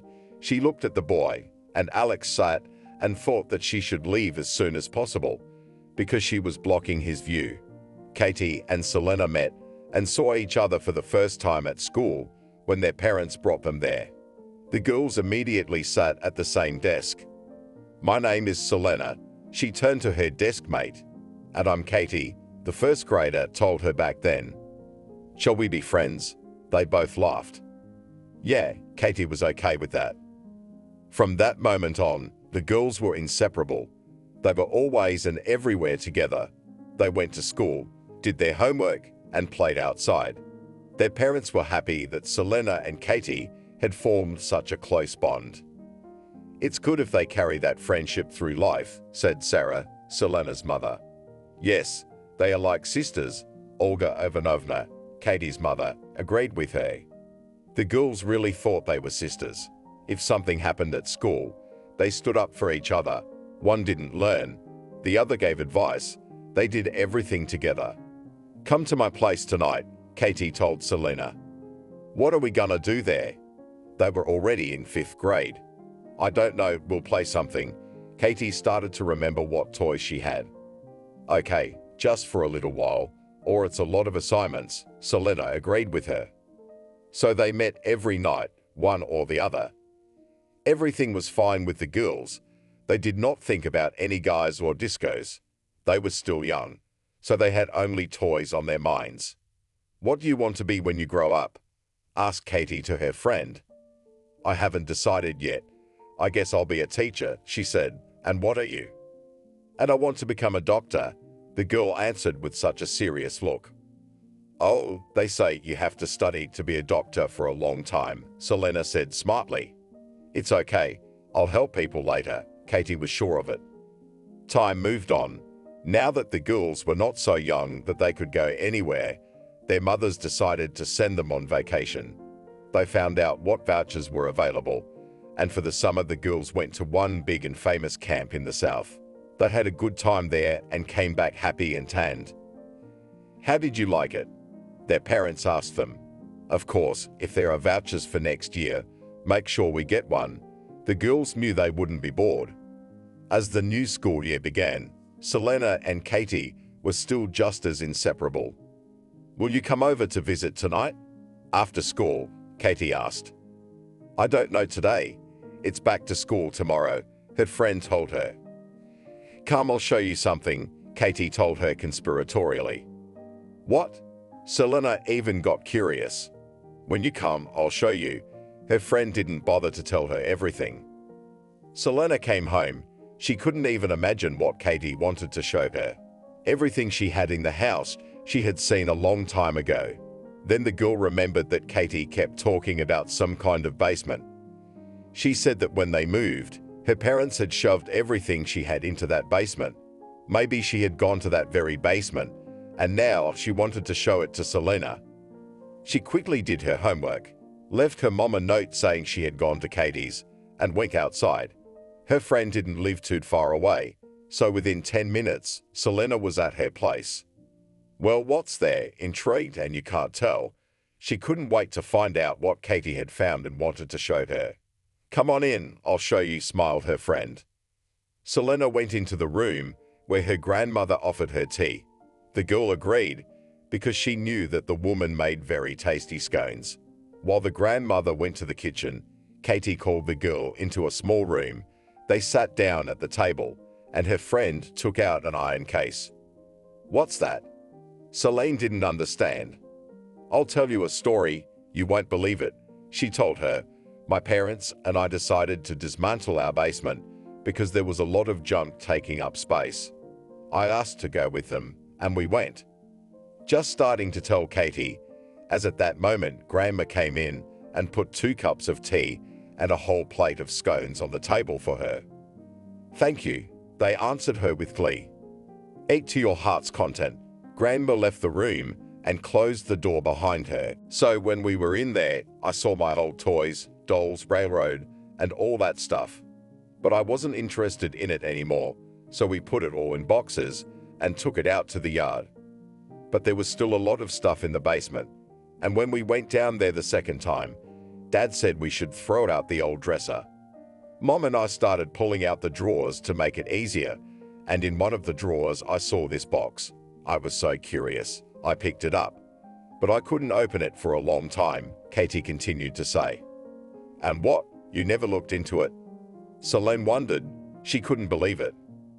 Of course I looked in, but I didn't do anything. I left it to show you. She spoke as if it was someone's remains. Well, come on, open up. The girlfriend couldn't wait. Wait, that's not the whole story, stopped my friend Katie as I was trying to open this box. My mom came up to me and asked me what I was doing in there. I showed her. She smiled, came over, wanted to help me open it. She did it. It was really quick. Turns out it was just a matter of flipping some hardware off. Kathy told her all this. It was so mysterious and interesting. Selena couldn't wait to open the mysterious suitcase. Kathy looked at her friend, took hold of the iron bars and pulled them open. Selena saw several syringes, vials, and other medicines inside. What's that? She looked at her friend. It wasn't very intriguing. Come on, look at these syringes. She pulled one out of the box. It was glass. Well, yes, glass syringes. That's interesting. Took one and considered it Selene. My mom told me that this box belonged to my grandmother. The girl got up, opened the doors, and called out to the woman. When Veronica entered the room, she immediately noticed the iron briefcase that had once belonged to her. Grandmother, please tell us why it belonged to you and what you did with it, asked her granddaughter. Oh, girls, it's a long and sad story, Grandma told them. We're not asking you to tell the whole story, just tell us what you did with it. I was a nurse then, and that case really helped a lot of people. Now you have disposable syringes. You buy them at the pharmacy, give them a shot, and throw them away. In the past, there were glass syringes, reusable. With one syringe, I went through the whole war. My grandmother was sitting and remembering what it was like then. There's Selena. There's a reason I wanted to be a doctor. Turns out my grandmother was one, and I'm following in her footsteps, Katie told her friend right away. Yes, she agreed. They sat for a long time looking at everything in the box. Other than syringes, there was nothing of interest. Let's play doctor, Katie suggested. Come on, and which one of us is going to be the doctor? Selena realized that, but asked anyway. Let's take turns, first me and then you, the girlfriend suggested. It was more fun that way. Kathy put on a white headscarf, went into the hall, sat down on the sofa, and waited for her patients to come in. Selena came into the room, holding a plush toy. Katie expertly placed the toy on a diaper, then examined it, drew some liquid from an ampoule into a glass syringe, and injected it into the toy. The tissue immediately turned a dark color. Here, this is where it hurts. the newly minted doctor said. What to do? Looked at her friend who had brought her a patient. We need to do surgery, Katie said. She took the blade and cut where the cloth had darkened and pulled out the dirty absorbent cotton that was soiled from the product in the syringe. That's it, I'm a doctor now, Selena told her. Then Kathy brought a similarly plush patient to see her, and all the manipulations were repeated. After all that, the animals were sewn up. So they changed several times, until Katie said she had no more plush toys to ruin. It was Selena's turn, so she pouted her lips and said that Katie had participated 4 times in this game and she had only participated 3. Okay, I'll find something. Katie went to her room. Then she brought out a doll that had a rubber head. How am I going to do her surgery if she's plastic? The girl wondered. So the head is rubber, Katie told her. Selena took the blade, held it to her head, and started to make the cut. But not a few seconds later, the blade slipped, and the whole thing went into Selena's arm. She screamed, but at that moment, her grandmother left the house. Katie, what do I do? Help me, screamed her friend. Katie took the real first aid kit they had at home, pulled out some sterile bandages, and put them on her friend's wound, before they treated it all with green tea and iodine. She started winding the bandage. She didn't spare it at all. It took the whole skein on her arm. Selene was in a lot of pain, because when they pulled the blade out, they had opened the wound a little. She didn't know how she was going to go home or what to say to her mother. But from that time on, she realized that Katie was a born medic. She really needs to go where she wants to go. That day at home, Selena was scolded by her mother, as well as Katie, for doing such a thing without adult supervision. What if it hadn't been a hand, but something else, or cut elsewhere, and so on, the parents said. All this time, the girls were friends, socialized, had many different adventures. And finally, the graduation, the end of all classes. Everyone was excited and prepared for this day. What are you going to wear? Asked Selena to Katie. I don't know, soon we'll go with my parents to buy something. Hopefully we'll choose something, and you? And my mom bought me such a beautiful chiffon dress, I'll probably wear it.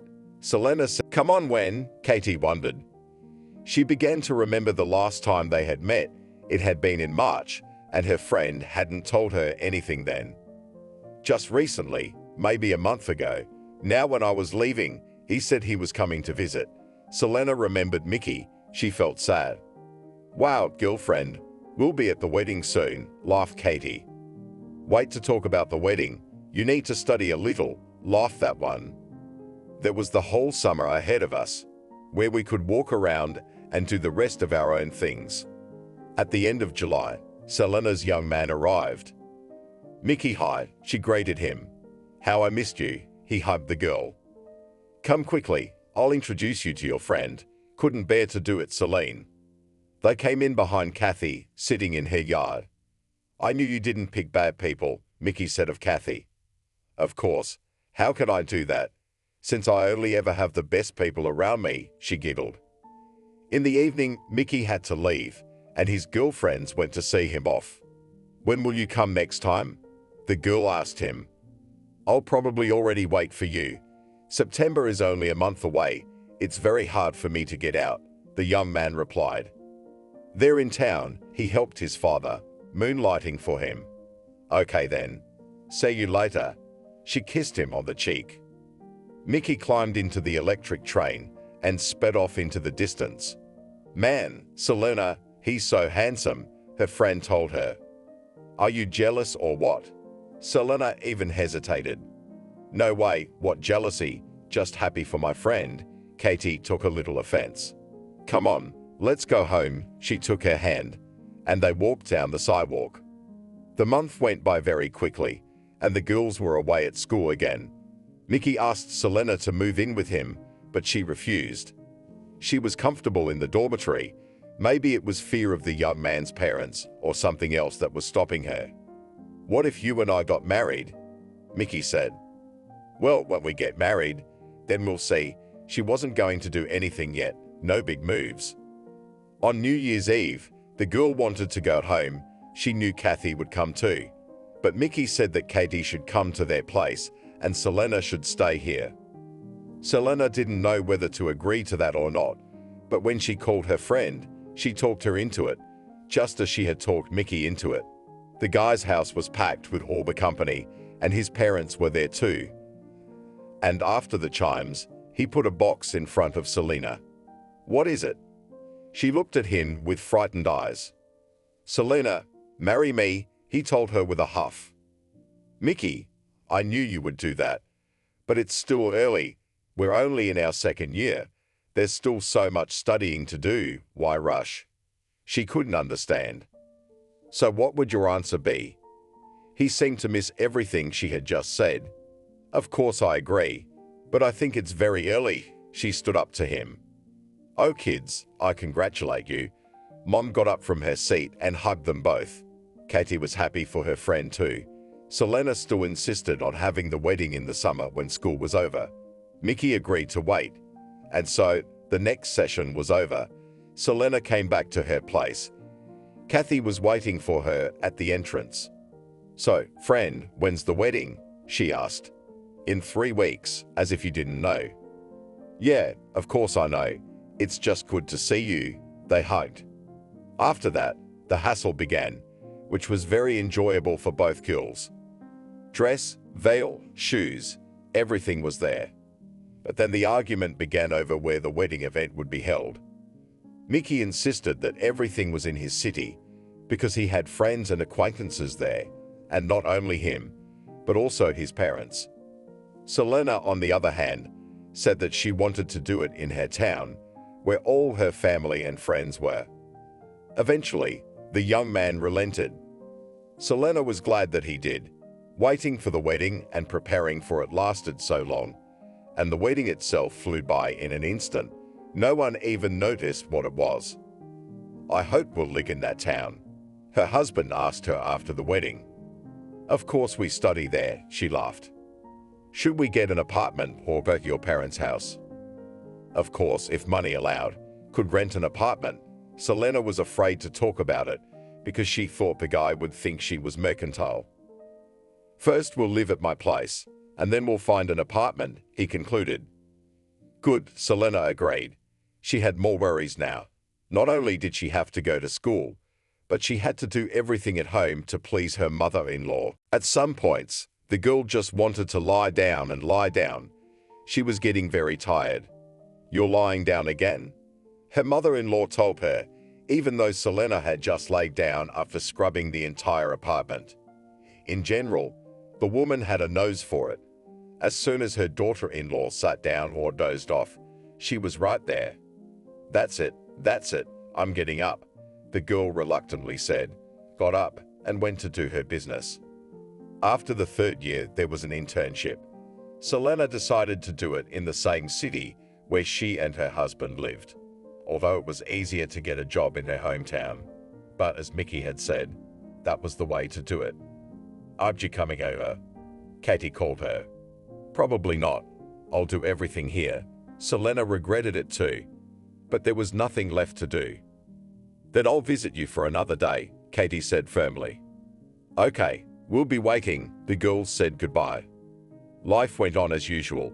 All the practices and sessions were over. Selena had to go to work. She was a graduate. Katie had 1 more year to go. "Can I go to my mom's house and meet Kathy there?" "That Kathy, some flighty, bad influence on you," Mickey said and wrinkled his forehead. "Please," she begged him. "Okay," he agreed. They never rented an apartment. They still lived with her husband's parents. It couldn't help but get on her nerves. When her mother-in-law realized that they were staying here for a long time, she began to torment Selena. "Hi, it's been so long since I've seen you." Katie pulled her friend close to her. "And don't tell me, you know how tired I am." Selena took a seat on the bench. "Husband," my friend guessed. And he too. They were sitting right there at the train station talking. "Okay, let's go. You can tell me about it later." Katie stood up and pulled Selena with her. The conversation didn't stop on the way. There was so much news that they couldn't wait to share. They both laughed as they visited Selena's parents first, and then went to Katie's house. "Selena, you just don't look surprised," Katie warned her. "You and your secrets again. You've been like this all your life." The girls used to it. They entered the apartment where Katie's parents were waiting. A young man greeted them on the doorstep. "Hello," he greeted the guest gallantly. "I'm Carlo." "Celine," she stood looking at him. "Yes, that's my fiancé. I'm sorry I didn't tell you sooner. I was afraid of jinxing it." Katie bloomed with happiness. "You motherfucker." My friend knew this was to be expected of her. They all made their way to the kitchen. There was talk of the wedding. Now Selena was going to help her friend in this endeavor. She'd stayed in this city a few days longer than she promised her husband. "Why?" Mickey asked into the phone. "Katie's wedding is coming up. We need to help." She knew he'd start making up different versions again. "Or did you get a boyfriend over there?" Mickey was very jealous. "What are you talking about? If you want, you can come yourself. Extra hands will not hurt," she'd offered him. "You know I'm working." He didn't listen to his wife's excuses anymore, hung up the phone. Well, my friend was standing next to me. As usual, nothing new. The girl didn't want to talk about it. "Okay, don't feel bad. He's not going to kill you," Katie hugged her. After that, there was no time to think about Mickey, and everything spun and spun. The wedding day was set and the young people were ready. "I'll go home, talk Mickey into it, and we'll come over," Selena promised at the train station. "Okay, we'll wait to see how I am without a witness." They hugged again. Selena was walking up to the house. She wasn't expecting what was going to happen next. "She's here," her mother shouted from the hallway as she opened the door for her daughter-in-law. "Did you have a good time?" Mickey's out of the room. "And I told you there's a reason she goes there every time," her mother coaxed.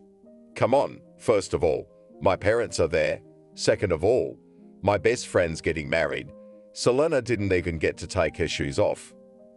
"And third, lover boy, mother-in-law never left their side." "Mickey, I didn't expect that from you." She finally took off her shoes and went into the room. "If you go to the wedding, divorce right away," her husband told her.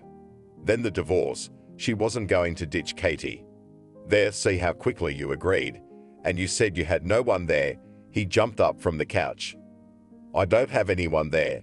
Celine was already so sick of it all that she wasn't even looking for excuses. "Why don't you call me with you?" the husband continued. Before I could, you swooped in from the doorstep. She turned to him. "Okay, I'll go." He sat back down. "No one minded," Selena smiled. When the husband and wife were getting ready, the mother-in-law was so furious that her son did not listen to her.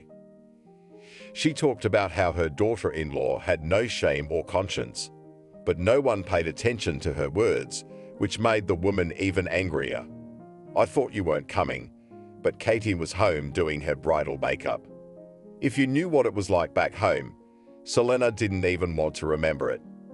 "Okay, I came with you." Her girlfriend looked at her through the mirror. At the registry office, everything was fine. Mickey stood by and didn't say a word. But at the restaurant, it started. A young man came up to Selena and asked her to dance. Mickey watched silently as his wife went with him. But as soon as she got to her seat, it started. "Is that him?" the husband asked. "Who?" She turned her head toward him.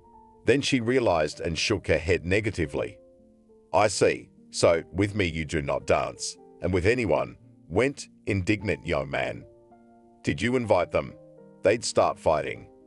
After that, Mickey didn't speak to her all evening. When we got to my mother-in-law's house, he made a scene there too. "You know, Mom didn't know we had anything wrong with our relationship at all," she told him reproachfully. "He knows now," he said with defiance. "Do you often do this?" the woman asked her daughter in the kitchen. "Lately, constantly." Celine didn't want to talk about it. "It's going to get worse from here. Mom said from the height of her experience. Okay, we'll figure it out somehow. Selena was already thinking about it herself. After all this, they returned home. Selena was offered a position at the school, which she didn't refuse, because it was impossible to stay at home. She and Katie began to call each other more often. In the last year of her studies, her friend worked part-time at the hospital, where she had an internship, and then was going to settle there for a long time. In Selena's family, after she went to work, there were scandals every day, and her skirt is short, and she wears bright makeup. Do you do all this to make men pay attention to you? Her husband asked her at home. What are you talking about? A knee-length skirt is not a mini, she showed him. But it's all tight, he parried. What should I wear, a burqa? She covered half her face and left only her eyes. Yes, he nodded, or better yet, stay home altogether. And listen to your nonsense. She went into the kitchen, but there was a new ambush. Why didn't you mop the floors today? Her mother-in-law asked. What floors? I was at work. I just got here. She wanted to come out of the kitchen. No, honey, you're not going anywhere until you talk to me. The mother-in-law closed the aisle. What do you all want from me? She was so tired, she was ready to go anywhere. To make you obedient, not as you are now, the woman explained. What obedient? Am I a dog or a trained monkey? Selena couldn't help herself. No one said that, you said it yourself, smiled the mother-in-law. The girl pushed her away and went to the room where she and her husband lived. That's it, I can't do this anymore. She threw her things into her suitcase. Where are you going? Her husband looked surprised. Away from your family, as if sung together to drive me. She grabbed her bag and headed for the exit. Don't go, he almost got on his knees. Stand back, don't grovel, she stepped around him. Selena, Mickey looked at his mother. Let her go, she'll come crawling back later, the woman said arrogantly. The girl couldn't stand it anymore. She left the apartment and went to her colleague, whom she had befriended not so long ago. She knew that she wouldn't say no. Nancy, hi, she said hello to her as she opened the doors. Come in, what's wrong? The woman saw Selena come in with a large bag. Can I stay with you for a while? Then I'll tell you all about it, the guest asked. Sure enough, she took the bag from the girl's hands and carried it into the room. I'll settle things with work and the divorce now, and then I'll think about what to do, Selena said. Will you leave the collective? Nancy asked. I guess so. I can't be in the same city as Mickey, she said sadly. It's a pity to lose such a specialist. You are young, but you can do a lot of things. The woman shook her head. They sat in the kitchen for a long time, discussing the situation that had happened at Selena's. After that, they went to bed. Both of them had to go to work in the morning. Nancy asked me when she was ready to leave. She always got to school an hour early to get everything ready. Yes, I'll be right back. Just a few more minutes, the one said. The two of them came to the school. Selena decided not to procrastinate and to go to the principal at once. She explained everything. She asked her to finish the school year, and then she would let her go. Selena went to the meeting. Nancy said she could stay with her for that time. Mickey was looking for meetings, but Selena wouldn't agree to them. She was afraid of the fact that she would feel sorry for him. She had put a stop to it a long time ago, and she didn't want anything back. You're so resilient, Nancy told her. If you lived in that family, you wouldn't be like this, she laughed back.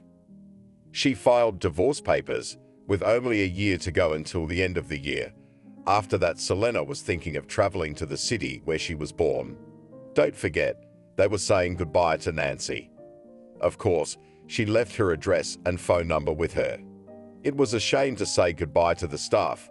They were all so friendly, but it had to be done. Selena drove home. Daughter, how did you decide to do that? On what, exactly? I don't understand. For everything, divorce, come back. The woman was glad to have her daughter back together with her.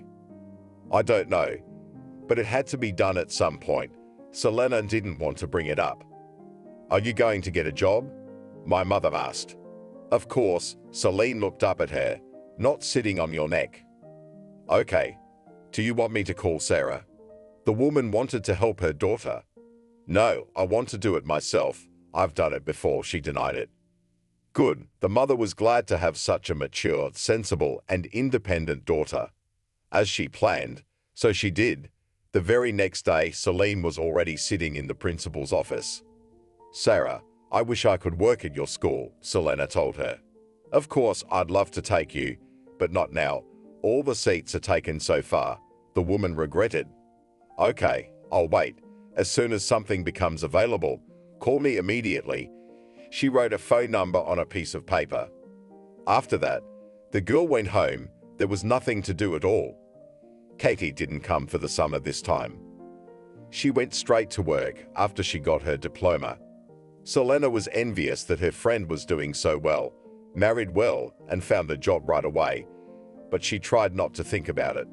6 months passed. Nobody called from the school. The money Selena had was long gone, and she wondered what to do. "Selena, there's a phone call for you."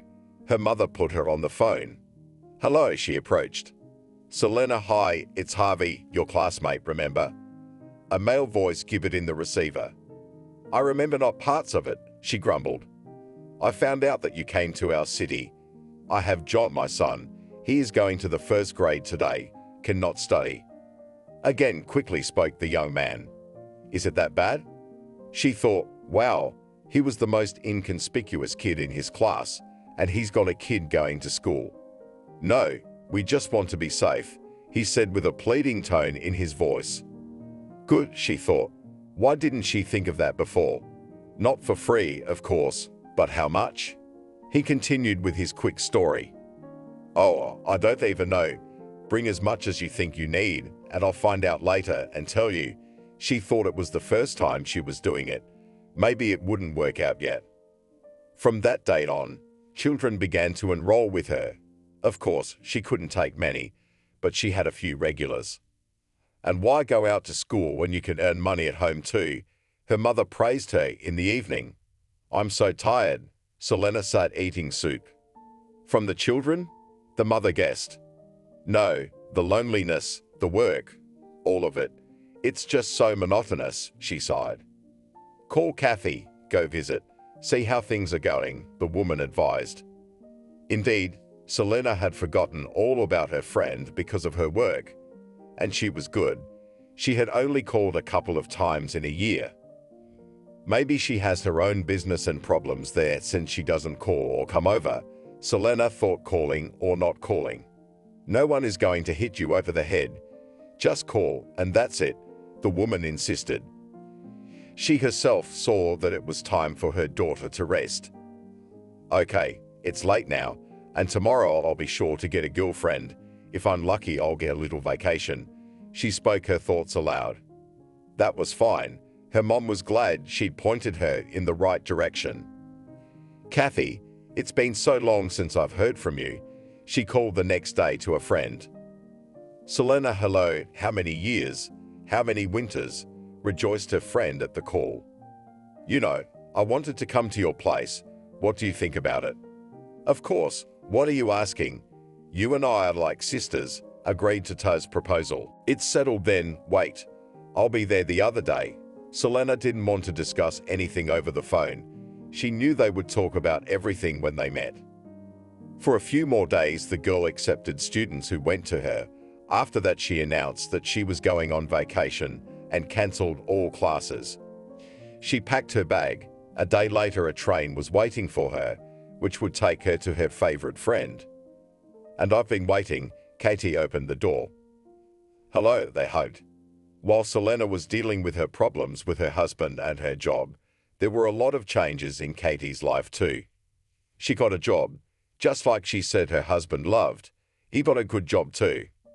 "I see you have a full house," Selena said as she walked in and saw how her friends lived. "Yeah, Carlo, you know how Carlo is. He does everything for me, not bragging, just saying girlfriend." "Yeah, you're lucky to—" "How was your evening?" She asked her husband. "You have a great friend." He hugged his wife. "I know that." Kathy was glad it was going so well.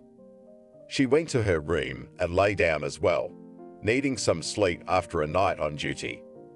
It wasn't until Carlo came in for lunch that both girls woke up. "Wow," Selena looked at her watch. "You can sleep." Carlo laughed at her. "It's been a long time since I've gotten this much sleep," she stretched. When the man left, the girlfriends got ready to go for a walk. "Your husband said he was going to introduce me to some friend this weekend," Selena told her friend. "Probably with Albert," she guessed. "How do you know? Did they talk about it?" Selena thought it was all Katie's idea. "And how could I not know my husband's friends? They are my friends too." She didn't elaborate. "Confess your idea," laughed Celine. "Why should you sit alone? You'll be in front of the man. He's a very nice guy." Kathy began to praise him. "Then why did you split up?" Selena wondered. "Don't talk to him about it. It's a very bad story." His wife was going out left and right. Almost everyone knew except him. Once, at a corporate party, she was alone. He didn't go with her. And when it was too late, he decided to do a good deed to meet her. He came, and she was right on the street kissing her colleague. After that, they got into the car and drove away. That day, she came home only in the morning. He could not forgive and left. The friend told the story. "Wow, there were no children?" Celine clarified. "No, Katie's gotten sad for some reason." "Well, enough about sad things. Come on, show me what you have here and how." The girl translated the topic. All day long they went shopping, did some shopping, and then sat in a cafe. They felt like they had that time back again. When they were still enrolled in this city, it was so heartwarming and fun. So home, Katie got up from her seat. "I'm not embarrassing you." For some reason, Selena thought of it just now. "What are you saying? You'll get to know Albert. Move in with him. He has his own huge apartment, and there's not enough mistresses there." They walked towards the house. "Actually, I came to you for a few days, and you already put me in a man," laughed the girl. "We'll get you a job here too." Katie was sure of it. At home, it was the same as yesterday after Carlo came in. Happy talk at the table, and after that, bedtime. Saturday came. Carlo, as promised, told his wife and Selena to get ready, and he would go to the store and buy everything they needed. "Gold, not a man." Celine glared at him. "Spit or you'll jinx it," her friend muttered to her. Everything was ready, and they drove off. Carlo had a small house, which they considered their summer house. The view here was fabulous. Selena heard a car making a noise. She turned. It was indeed coming towards them. "Here comes Albert." Carlo came out to meet him. "Hello, everyone." A tall brunette came out of the salon. He took one look at Selena, and she was gone. "Come on, I'll introduce you to Katie's friend." Carlo led him to her. "Please love and welcome my friend Albert." He introduced him to the girl. "Celine," she blushed. "Don't be so embarrassed or I'll start doing it myself," he said cheerfully. "Good," she said. All together they entered the courtyard, the men going straight to the brazier while the women busied themselves with the table. "So, how did you like him?" My friend was curious. "Pretty," she didn't mince words. "You bet he is. Look at him. What he looks like. That's his personality," Kathy told me. "Oh, you think we're gonna make it?" Selena wasn't so sure. Albert was really handsome. He was afraid to start a new relationship because he thought he would be treated the same way again as the first time. "So, buddy, how'd you like the girl?" Carlo was threading meat on a skewer. "Yes, she's pretty, cheerful, and modest," he said knowingly. "Shall we take it?" the comrade joked. "We'll see." Albert didn't promise anything. No need to be afraid. Things weren't working out so easily in her life either, Carlo said quietly. "I understand," nodded the friend. They were roasting meat that spread its aroma throughout the village. "Well, here's to you, ladies." Albert raised his glass.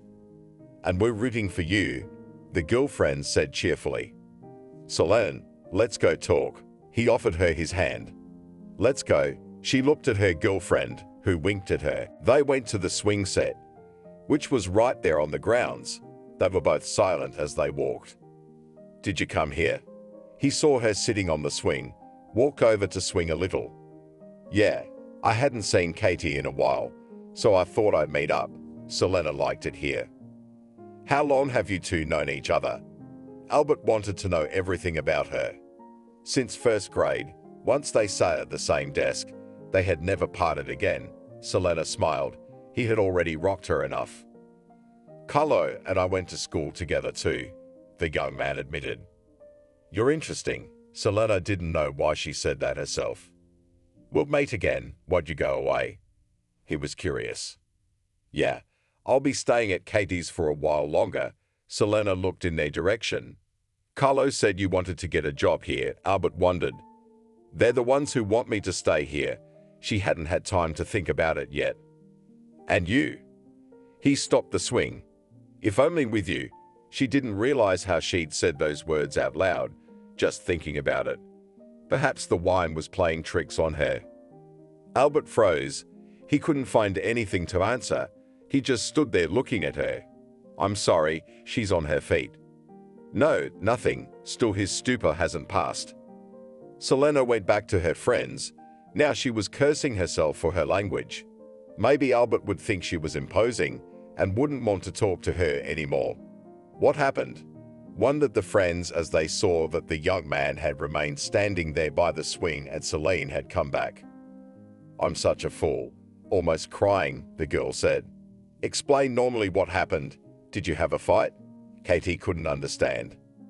"Nothing happened. Everything is fine." Albert walked over to them and put his hand on Celine's shoulder. She froze and stood like that for a few minutes. Nothing more happened that evening. They talked for a long time. Then Albert and Carlo went to put out the brazier, and Kathy and Selena cleaned up the dirty dishes. "And yet, what did you get out of it?" Her friend looked at Selena. "I'll tell you later," she promised. "We didn't get home until the next morning." Albert said goodbye and promised to call. "Oh, Selena, if this works out," the girlfriend spoke dreamily. The next day, when all her friends were at work, Selena decided to go to the school to find out about vacancies. And to her surprise, they were there. The principal said she could hire her as soon as possible. "Katie, and I got a job," said a happy Selena in the evening. "No kidding," was happy for her friend. "Selena, you," Carlo called her on the phone. It was Albert. They talked for a good half hour. After that, Selena came into the kitchen all red. "What are you, like a cancer?" Katie thought they were fighting again. "He asked me out on a date." Selena was excited. Everything was going around inside. "So that's great news." Katie led her to her room. "Get changed. Stop walking around in jeans and sneakers already." The girl put on the dress her friend gave her, shoes, some makeup on her face. She was ready. So that's how ugly ducklings become beautiful swans. Carlo met them in the hallway. "What are you talking about?" His wife shushed him. "I'm sorry, you were already beautiful and now you're glowing," he complimented Selena. She hailed a cab and drove to the restaurant, where Albert was already waiting for her. When she got there, his expression was about the same as Carlo's. "Wow, that dress looks great on you." He took her hand and walked her to the table. "No need to embarrass me. That, believe me, is enough." She was all red again. "Why are you so embarrassed?" He looked at her, that blush only adding beauty to the girl's appearance. "I don't know," she shrugged. "Okay, let's order." He held out the menu to her. Selena had chosen a light salad and meat for the hot meal. Albert had ordered something for himself and some champagne. "Selena, after we met, I thought you could stay with me. I realized that you live with Carlo and Kathy. They have a family. You may be redundant, but they will never tell you that. I suggest you move in with me. We'll get to know each other, be close for a while, and then we'll decide if we should start something or not," he said in a businesslike tone that made Selena laugh. "I don't even know. No one's ever offered her that before. Think, he poured champagne into glasses. Okay, I need to consult with Katie, best friend after all. She didn't mince words. Okay, now, let's have a nice evening. He sat across from her and kept looking at her. They danced. Selena could smell his perfume. She didn't know why, but it turned her head. Afterwards, Albert walked her home. Remember what you need to think about, he shouted after her. Good, she turned and sent him an air kiss. He pretended to catch it and tucked it into his breast pocket. Oh, Kathy, I like him so much, but I'm afraid to hurry in case he thinks something, she told her friend back home. What would he think if he offered? She didn't understand. Well, then I agree. You cannot miss this option. And suddenly, in a joint residence, I do not like it too, Selena decided. Look how well everything is going. She found a job, met a man. Now just wait for the wedding. And that's it. Everyone is happy, rejoiced Katie. Selena moved in with Albert. He waited for her, prepared a room. The first day, it was kind of awkward. Selena was embarrassed of him. He must have been embarrassed of her. Going for an interview tomorrow, she told him in the evening. Well done. Break a leg, he rejoiced. To hell with it, she laughed. After that, he suggested watching a movie. Selena didn't mind that. It was good for the two of them, but it was only the first day. In the morning, she went to school. As promised by the principal, she was accepted there. Everything was going well. Not a couple of days later, Selena was in a new team. How was work? Asked every evening Albert. He was very attentive. In a few weeks of living with him, the girl realized it. Very well, as long as I like everything, she replied. We should get together with Carlo and Kathy sometime, the man suggested. I was thinking the same thing. She was no longer blushing in his presence. The couples called each other over the weekend, arranging to meet at the same place where they had been when Albert and Selena met.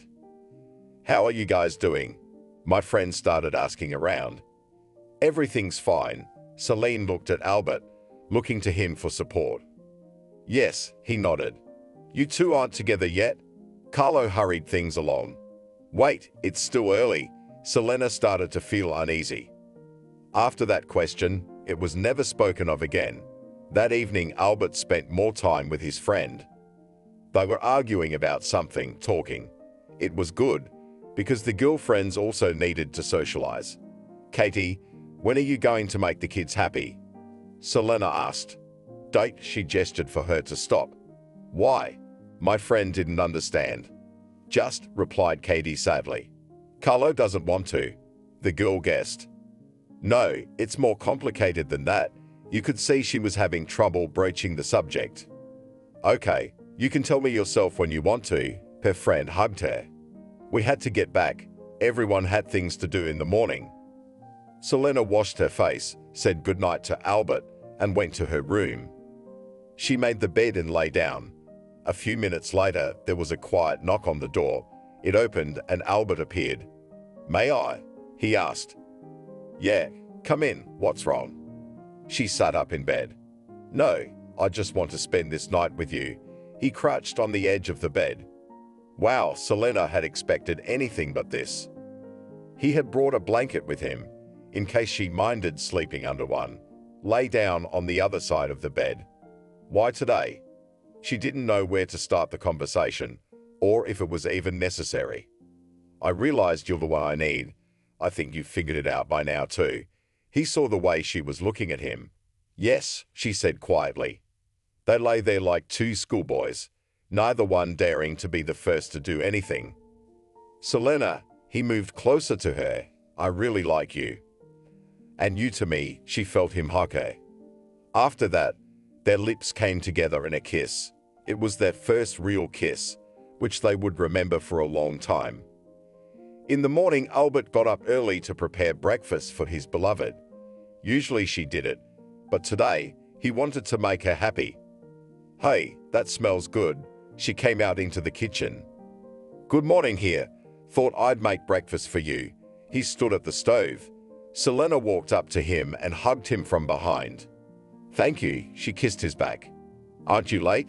He looked at his watch. No, I have another whole hour. She sat down on a chair and watched Albert put scrambled eggs on the plates. After breakfast, she quickly washed her face, got ready, and went to work. Albert did the same. He was so happy today that it could be felt physically. See you tonight, love, he kissed her.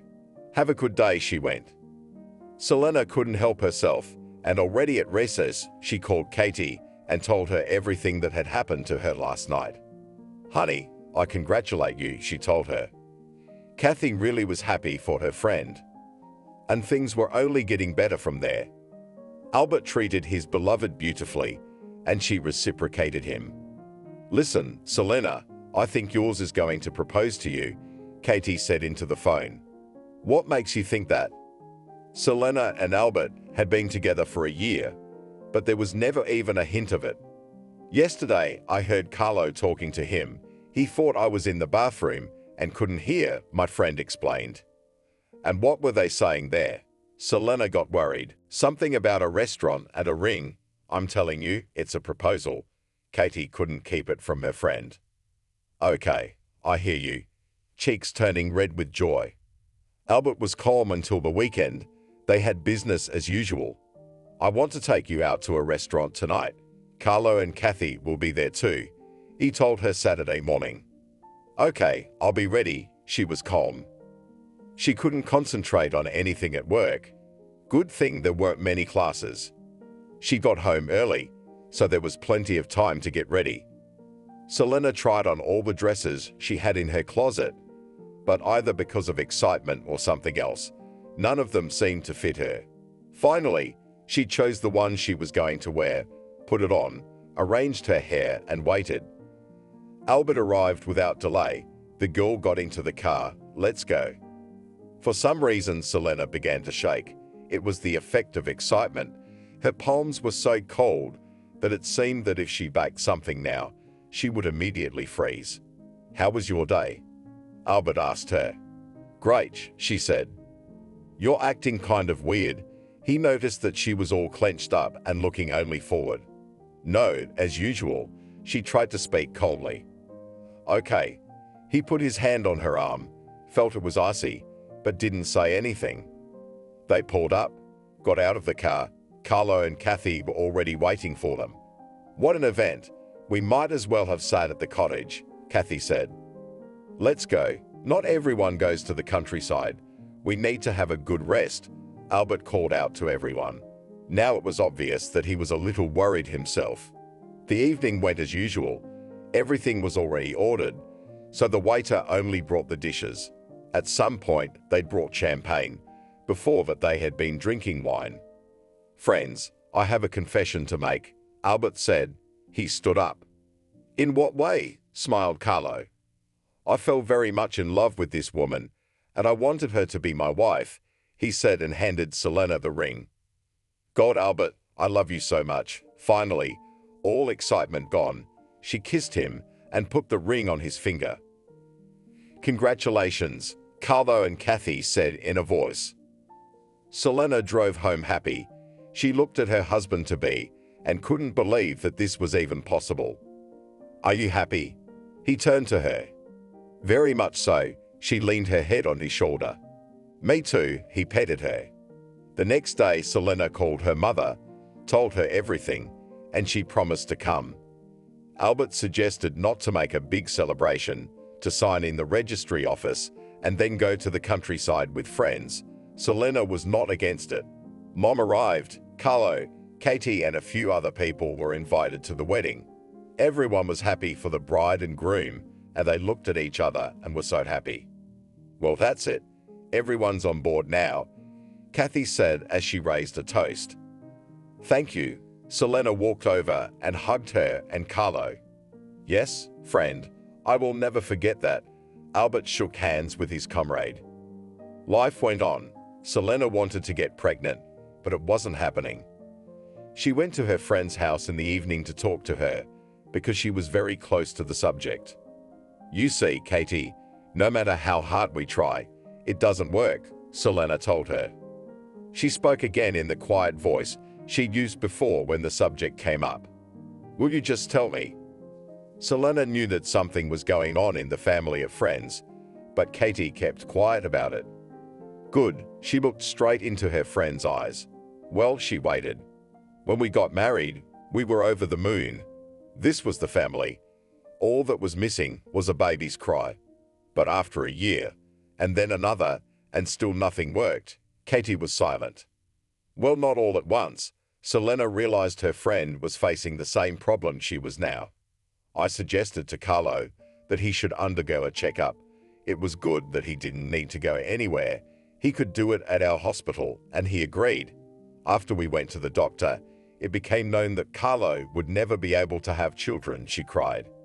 Will you calm down? Celine hugged her. I understand and accept it all, but I can't get over it, she said through her tears. You can take an infant. I can't believe you don't have anyone there refusing, Selena suggested. Carlo doesn't want to. He was very upset after that examination too. That's another matter, she realized, why her friend was in so much pain. Now you know everything. Kathy couldn't stop crying. Should we go through too? The girl asked her friend. Of course, it's not forbidden to anyone, said the one. That same evening, Selena talked to her husband. He agreed to do it. And a week later, they had all the forms in hand, only to go through the doctors. When everything was done, all that was left was to wait for the results. Are you worried? Albert asked his wife. Briefly, they sat in the hallway outside the doctor's office. When he called out to them, Selena's legs became cotton. She felt like she couldn't walk at all, but her husband was there to help. Yes, indeed, you have some problems, the doctor said and wrote something down. You mean we're not having kids? Selena almost fainted. Why, there is a solution to that problem, the doctor told her. What was it? She was all ears. IVF, he told her in just 3 letters. We agree, while thinking, Selena, said Albert. You need to prepare, read all about it, then take all the tests again and come to the laboratory, said the medic with knowledge. We'll get it done. The husband took his wife's hand and they went home. How can it be, 2 friends, and both of them having such problems, Selena lamented. And what don't you like with what the doctor suggested to us? Even if it won't be the natural way, but still the same, Albert said. Yeah, I agree with you. She's thought about it before. In the evening, Carlo and Katie came to visit them. There were no more secrets on either side. When do you all start? Asked Selena's friend. The sooner the better, she said. Great, and I'll be your personal doctor, Katie smiled. Selena felt like she was jealous. Okay, agreed the girlfriend. What Albert and Selena had to go through. But lo and behold, the procedure had taken place. Now it needed time, whether it would take root or not. How are you feeling? Katie kept calling and asking. It's okay, her friend answered her for the 100th time. Great, no exercise, no intimacy with my husband or anything else, commanded by my personal physician. I obey, laughed Selena into the phone. 2 weeks passed. Selena started to feel her breasts hurting. She called her friend to ask. Honey, I congratulate you. That tells me it worked out, Kathy practically shouted into the phone. Okay, then I'll make an appointment for a checkup, she mumbled. Everything was going well. Kathy counseled every day, and she also took her to her first ultrasound. The woman who conducted it was surprised when 3 other people walked into the office besides her colleague. They were Selena, Carlo, and Albert. All on the ultrasound. She laughed. Yes, Caroline, you've already forgiven us, stepped closer to her Katie. Okay, she rubbed Selena's belly. Congratulations, you have not just one fetus, but a whole. Why did you stop talking? Startled Selene. I don't know, it looks like 2. But what's this? She turned the device a little sideways. So how long? Albert couldn't wait. So far, I say 2, nodded Caroline affirmatively. Great, we were afraid there might be more, Albert smiled. He helped his wife up. Everyone went home in high spirits. We sat there for a while and parted ways. Selena was happy. It was hard for her to go to school, to do her lessons, but she did it. "Would you quit your job already?" her husband asked her. "You what? I like it," she resisted. "Look at the watermelon you're carrying on your back," he laughed, and right afterward, he came over and kissed her belly. She knew he was joking, so she never took offense. When she had to go on maternity leave, she couldn't take it anymore. She spent almost all her time in bed. Albert supported her as best he could. One evening, he got a call from work, saying that he needed to come there urgently. "I won't be long, I promise." He leaned over and kissed his wife. She hadn't been feeling well since this morning. "Please don't go," she held his hand. "I can't." He realized he couldn't leave his wife either, but at the same time, a fixed-term contract. He put on his coat and left the house. He decided that as long as he started the car and stood in traffic, it would be long, it would be faster to walk. He ran to the road. It was a long way to the crosswalk. He decided he would just cross. He just ran out onto the road. A car came out of nowhere, brakes squealing, darkness. "Selena," I called an ambulance, rushed her to the hospital. Katie came to see her. "What's wrong?" "I feel better now. I have to wait for Albert," perplexed her friend. "Get up, grab what you need, let's go," as if her friend hadn't heard her. Selena obeyed her. She was in charge of her pregnancy after all. She put on the dress. Katie helped with her shoes, and they walked out of the entrance. They were at the hospital in a few minutes. "Look, friend, you just don't worry too much, or it might start early." Katie took her hand. "What happened? Why is everyone running around me?" "It's still early. I'm feeling fine. Just my blood pressure is spiking a bit." Selena looked at the doctors who were here. "Albert." Kathy fell silent. She just couldn't say it out loud. "What's wrong with him?"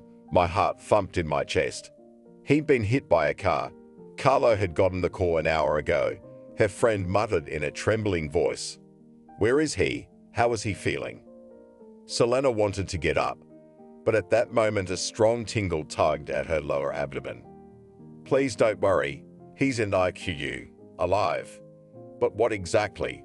"Will be known later," muttered Katie. But it was too late. Selena had lost consciousness. She was hooked up to all the instruments that were needed. "C-section," shouted Katie already as a doctor. The preparations for the operation had begun, and everyone was fussing. Katie realized that her friend would not be able to give birth easily. She lay there, waking up and then losing consciousness again. "Anesthesia," the command sounded.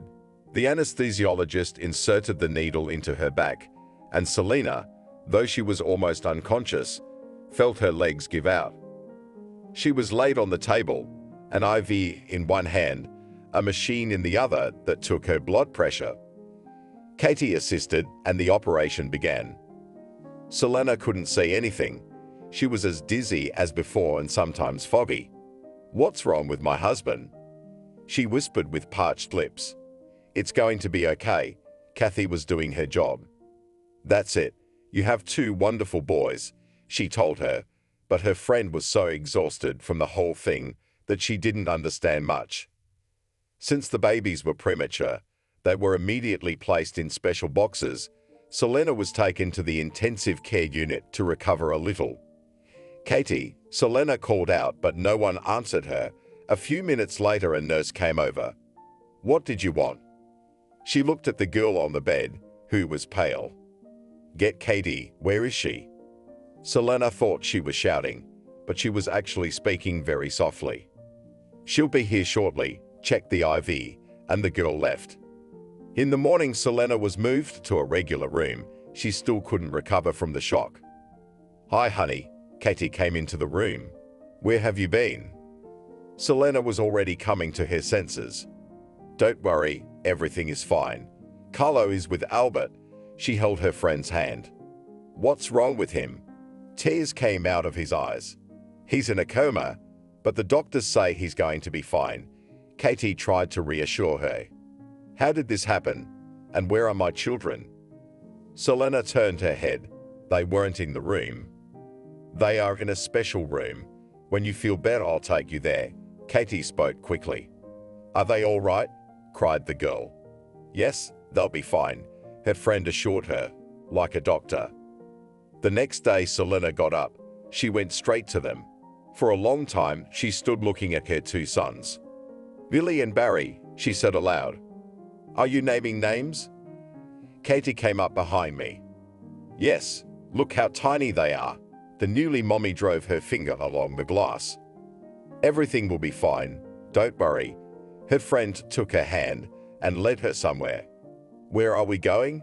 Selene worried. To Albert's. Don't you want to go?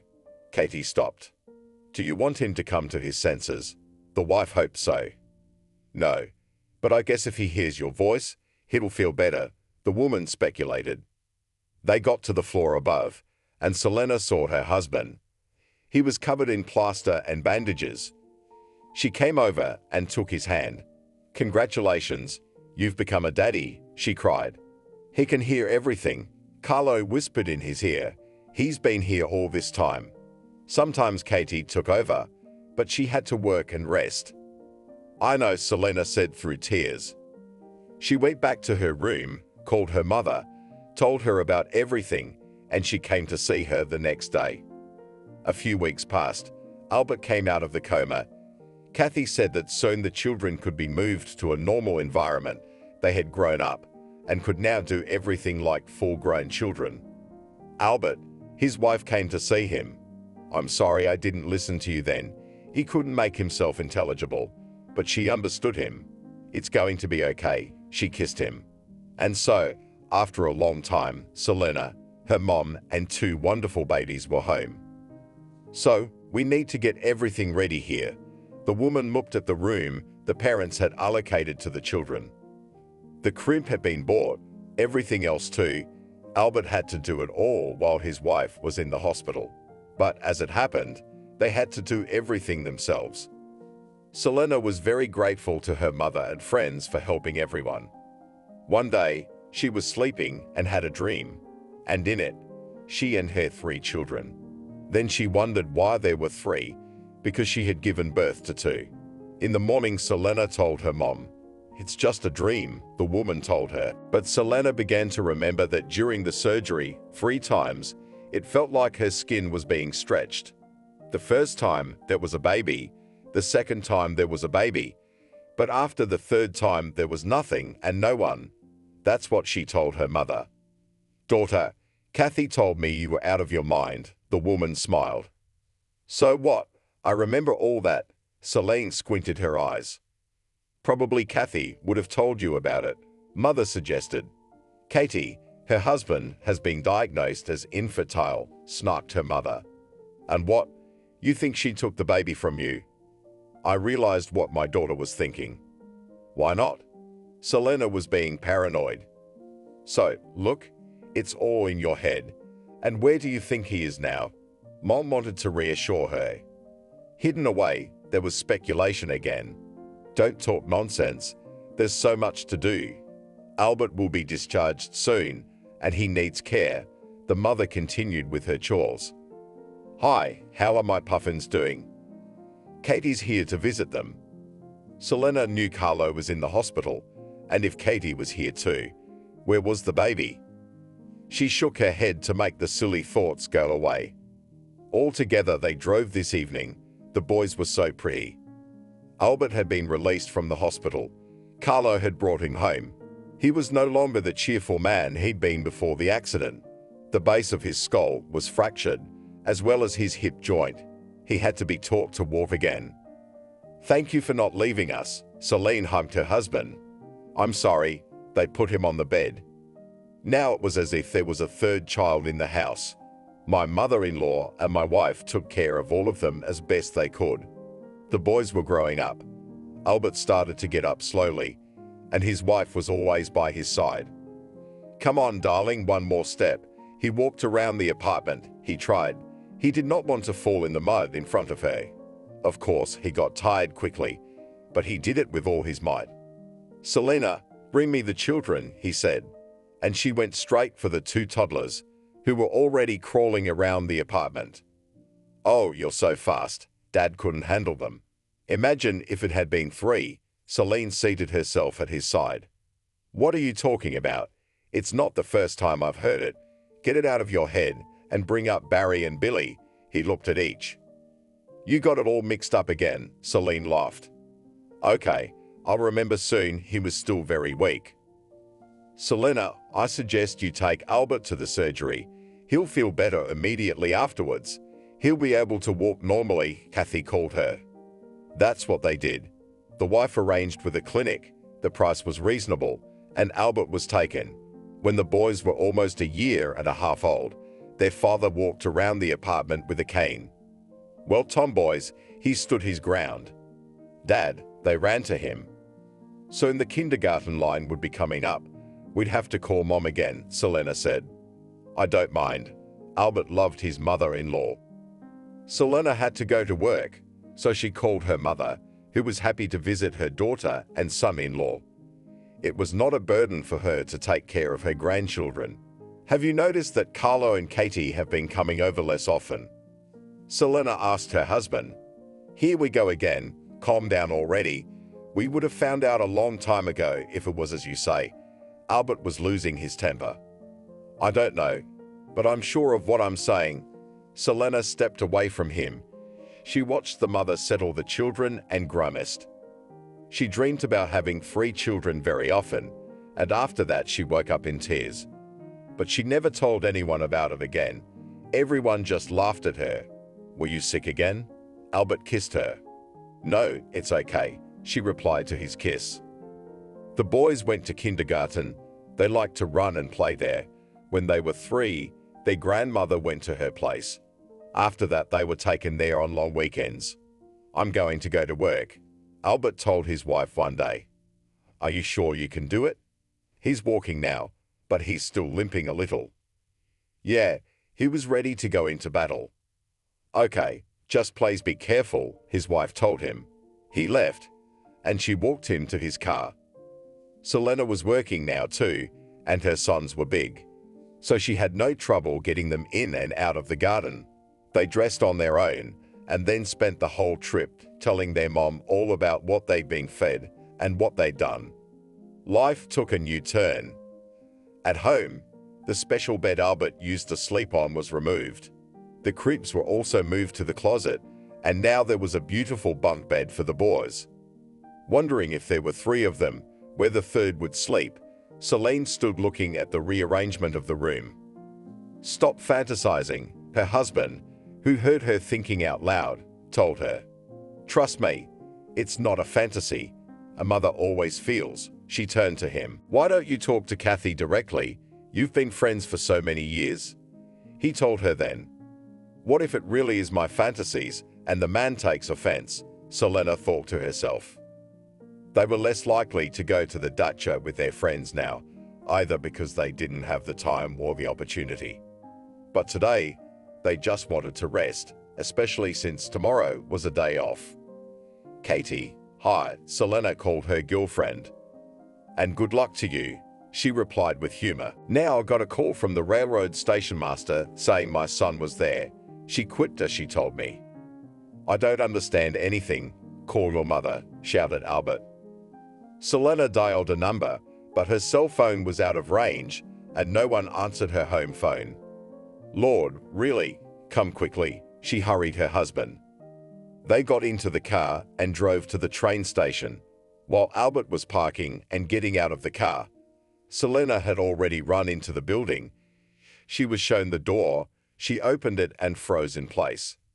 A few minutes later, her husband came in after her. He too was amazed. "Hello," brought them out of their stupor by the policeman. "I need to talk to you," Selena told him. She looked at her husband, who was still staring at the boy. "Okay, let's go outside." He showed her where to go. "You understand, this is my son, but not mine. I mean, I didn't raise him." She began to ramble, not knowing how to explain everything to this man. "What are you talking nonsense? You decided to get rid of the child, so have the strength to admit it." He did not believe her. "Did you call custody?" she asked. Yeah, he saw his partner call the authorities. They'll be here now, and we'll ask him ourselves, Selena breathed out. She was pounding so hard, she couldn't do anything. Hey, Albert came up to the guy. Hello, Alex looked at this unfamiliar uncle, but he wasn't scared. Albert couldn't believe his eyes. In front of him sat a boy, who was a carbon copy of his twins. What's your name? He asked. Alex, the guy answered quickly and simply. Alex, Albert repeated after him. When the guardianship came, they couldn't understand a thing. Selena told them some stories about childbirth and skin tension and everything else. Woman, have you been drinking? The oldest asked her sternly. No, I'm telling you, she puffed up her lungs again. Wait, Albert came over. Look, he pulled a picture of the children out of his wallet. Then they couldn't understand anything. So is this your child or not? They asked again. Yes, I gave birth to him, but I didn't raise him, Celine said for the 100th time. Nothing is clear, we're taking the boy, when you've made up your mind. Come and see us, she handed her her card. Let's go to Kathy's, Selena commanded her husband. A few minutes later, they were already at her friend's apartment. Selena couldn't calm down. She was still feverish. What's the matter with you? She opened the door for them. How many children have I given birth to? Finally, this question did not come as a shock to either her or her husband. What are you talking about? Her friend didn't understand. Just answer the question. How many children have I given birth to? Name a number. Selena thrust at her. Let's go to the room, she called them. Albert realized that the conversation would not be short. Speak up already, or I won't vouch for myself, Celine glared. Stop yelling already. Yes, you gave birth to 3. But how could you know that? Cried Katie. How, you're still asking? Did you sell it to someone? Yelled her friend. Crazy, I would never do that. She got up and went to get water. She took it for herself and hid it somewhere. That's Selena's second theory. What's wrong with you? I'll tell you all about it now. She took a few sips and poured Celine a drink. I don't want to. I'm listening to you. She pushed the glass away. When the labor started, you were very bad. I ordered a C-section, but you remember that yourself. One baby was big, he was fine. The second one was a little smaller, but also normal. But the third one had a triple entanglement. He was almost dead. I didn't even show it to you. Can you imagine what would have happened to you? Your husband had an accident. He was in intensive care, and the baby was dead. Katie was crying the whole time. And where did you put it? Throw it away. Selena spoke in a different voice. No, I gave him to the nurse who was there to take him to the doctor unnoticed. She said that the kid was not alive. One lung had not developed, and he would not live till morning. That's what happened. The same nurse came to me and told me the baby was dead.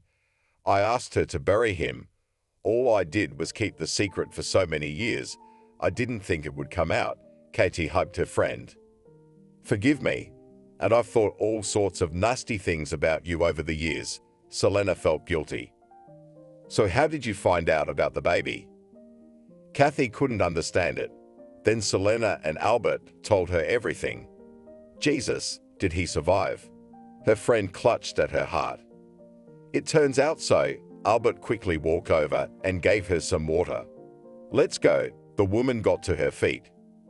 She couldn't drive herself, so they got into Albert's car. Kathy told him the address. It was outside of town. And who lives there? Selena looked out the window to where they were going. That same nurse. She's been out of work for 3 years now. She was old, retired. It didn't go to my head. They drove up to the old house, which was already leaning to one side, got out, knocked on the window. There was no answer, as it was dark outside. No light could be seen inside. Who are you here to see? Grandpa came out of the other half. To Grandma Lucy's, Katie said. She's gone, dead since spring. He wiped his eyes. Who did she live with? The woman asked then. With me. You could hear he was having a hard time. How? She pointed to the house. Just like that, with us in one half and her daughter's no-nonsense daughter in the other, he invited everyone to come in. "What's your name?" Katie asked him. "Archie." He led them to the table. "Did you and Grandma Lucy have a small child?" Katie asked the question cautiously. "Alex, was it?" He answered promptly. "Yes, Alex," jumped up from her seat Selena. "Oh, such a story." He got up and walked over to the stove. "Tell me about it," Albert asked him. "Betty worked in a maternity hospital. Some woman gave birth there. They gave her a baby, said she wouldn't live till morning. So she came up with an idea to keep her daughter at home, to bring the baby, and told the doctor that he was dead. And the doctor told her to bury him, so she brought him in and he smoked. But he was premature and sickly. Did the doctor really say he wasn't alive?" Katie didn't understand. "You know what grandfather Ugraph is like. He will raise a dead man from the grave." The old man clenched his fist. "I see. Cue it ourselves." Katie looked at Selena. "Betty brought it to Julia, but she refused. It wasn't mine. And that's all. They told everyone then that the daughter had fattened it. She was such a girl. She could stay away from home for months, and we took her for fostering. But we didn't keep her safe." And he cried for real. "What's wrong?" Albert came up to him. "I left the house for the woods, and Klavka took the boy and took him somewhere. The neighbors told me. I saw her later in the evening, silent as water in her mouth. He was still wiping his tears. Don't worry, we found your Alex." They started to leave the house. "So where is he?" The old man held out his hands to them. "As soon as we're done, we'll be there." The man turned to him. At home, everyone was sitting around the table. Now Carlo joined them. "What to think? We have to go to the guardianship and get the boy." Albert was the first to speak. "It's not negotiated at all, but according to the documents, he has a mother," the comrade said. "But Alex has it written all over his face. We even have a witness, he remembered his grandfather. I think the doctor who did the exam will say everything too. Won't keep quiet." Katie was sure of it. In the morning, Carlo drew up a statement to the court. The others came to the guardianship office. Alex was so happy about the guests, and it didn't matter that they had only known each other for a few hours. "Alex, are you coming to live with us?" Selena asked him. "Where's my mom?" He looked her in the eye. "I'm your mom, and that odd just stole you from me a few years ago." She tried not to cry. "I don't know." He stepped away from Selena and walked over to Albert. "And you're my dad?" "Yeah." He couldn't sit down, so he just leaned into it. "I like you, but what if the real one comes?" He still couldn't believe what this auntie said. "I am the real me. Look." She showed him a portrait of Billy and Barry. "Who's that?" He was so stunned that the picture fell out of his hands. "These are your brothers, and I'm their mom." She hugged him. Claudia was stripped of her parental rights. The doctor and Katie were removed from their positions. Alexander was reinstated on all documents. He was now Selena and Albert's son. "Mom, can you bring the boys yourself?" Her daughter called her. "Of course, and what happened?" She began to find out. "I'll explain it to you later on the spot," at which point all the courts were just pulling. Grandma entered the apartment with the boys, and all three of them froze in place. "Well, who's the crazy one here?" She looked at her mother. "Daughter," the mother began gulping air with her mouth. Mom quickly gave her some drops. When everyone had calmed down, the boys went to meet their brother, and Celine kept telling them what had happened. "How could you? You could feel it," the woman lamented. "Mother's heart can't be deceived." She hugged her mom. "Yes, I thought that such things are only invented in TV shows and movies, but here it is. It happened to us. You could see that my grandmother is still in shock." "Let's go," Celine called out to everyone. "Where to now?" her mother asked her. "Someone I'll introduce you to." Selena smiled enigmatically. They arrived in that very village to Archie's grandfather. He was sitting on the stoop smoking. "So, meet your grandfather's grandchildren." Selena got out of the car. I think I had one. He got back on his feet. And now free, the woman laughed, and one by one, Barry, Billy, and Alex began to get out of the car. Whoa, what's mine? He stood there confused. All three of them, no turning away now, still she smiled. After they had visited the village, Selena dialed her friend's number. You're not mad at me? Selena asked that question first. What's it got to do with you if it's your fault? I'll meet you at the cottage. She wanted her friendship and this party back. Of course, I thought you were the one holding a grudge against me. That's why you didn't call. Selena thought her friend cried. You what? They both laughed. That same evening, everyone was at the gathering. It seemed like everything was the same as before. Only the children were now 3 instead of 2. And where did you put the third one? Her husband reminded her of a question he'd asked her before. On the couch. She looked at everyone confidently now, not like when everyone took her for a fool. It had been decided that the children would not go to school. Alex was far behind, and Selena wanted to get him up to speed in a year. Barry and Billy were happy about that too, and Albert realized that he and immediately said the right things. It was too early for the boys to sit at desks. When not 2, but 3 identical boys were brought to the kindergarten, the teacher grabbed her head. Albert and Selena stood aside and watched their children. They were so happy, even though they had been through so much together.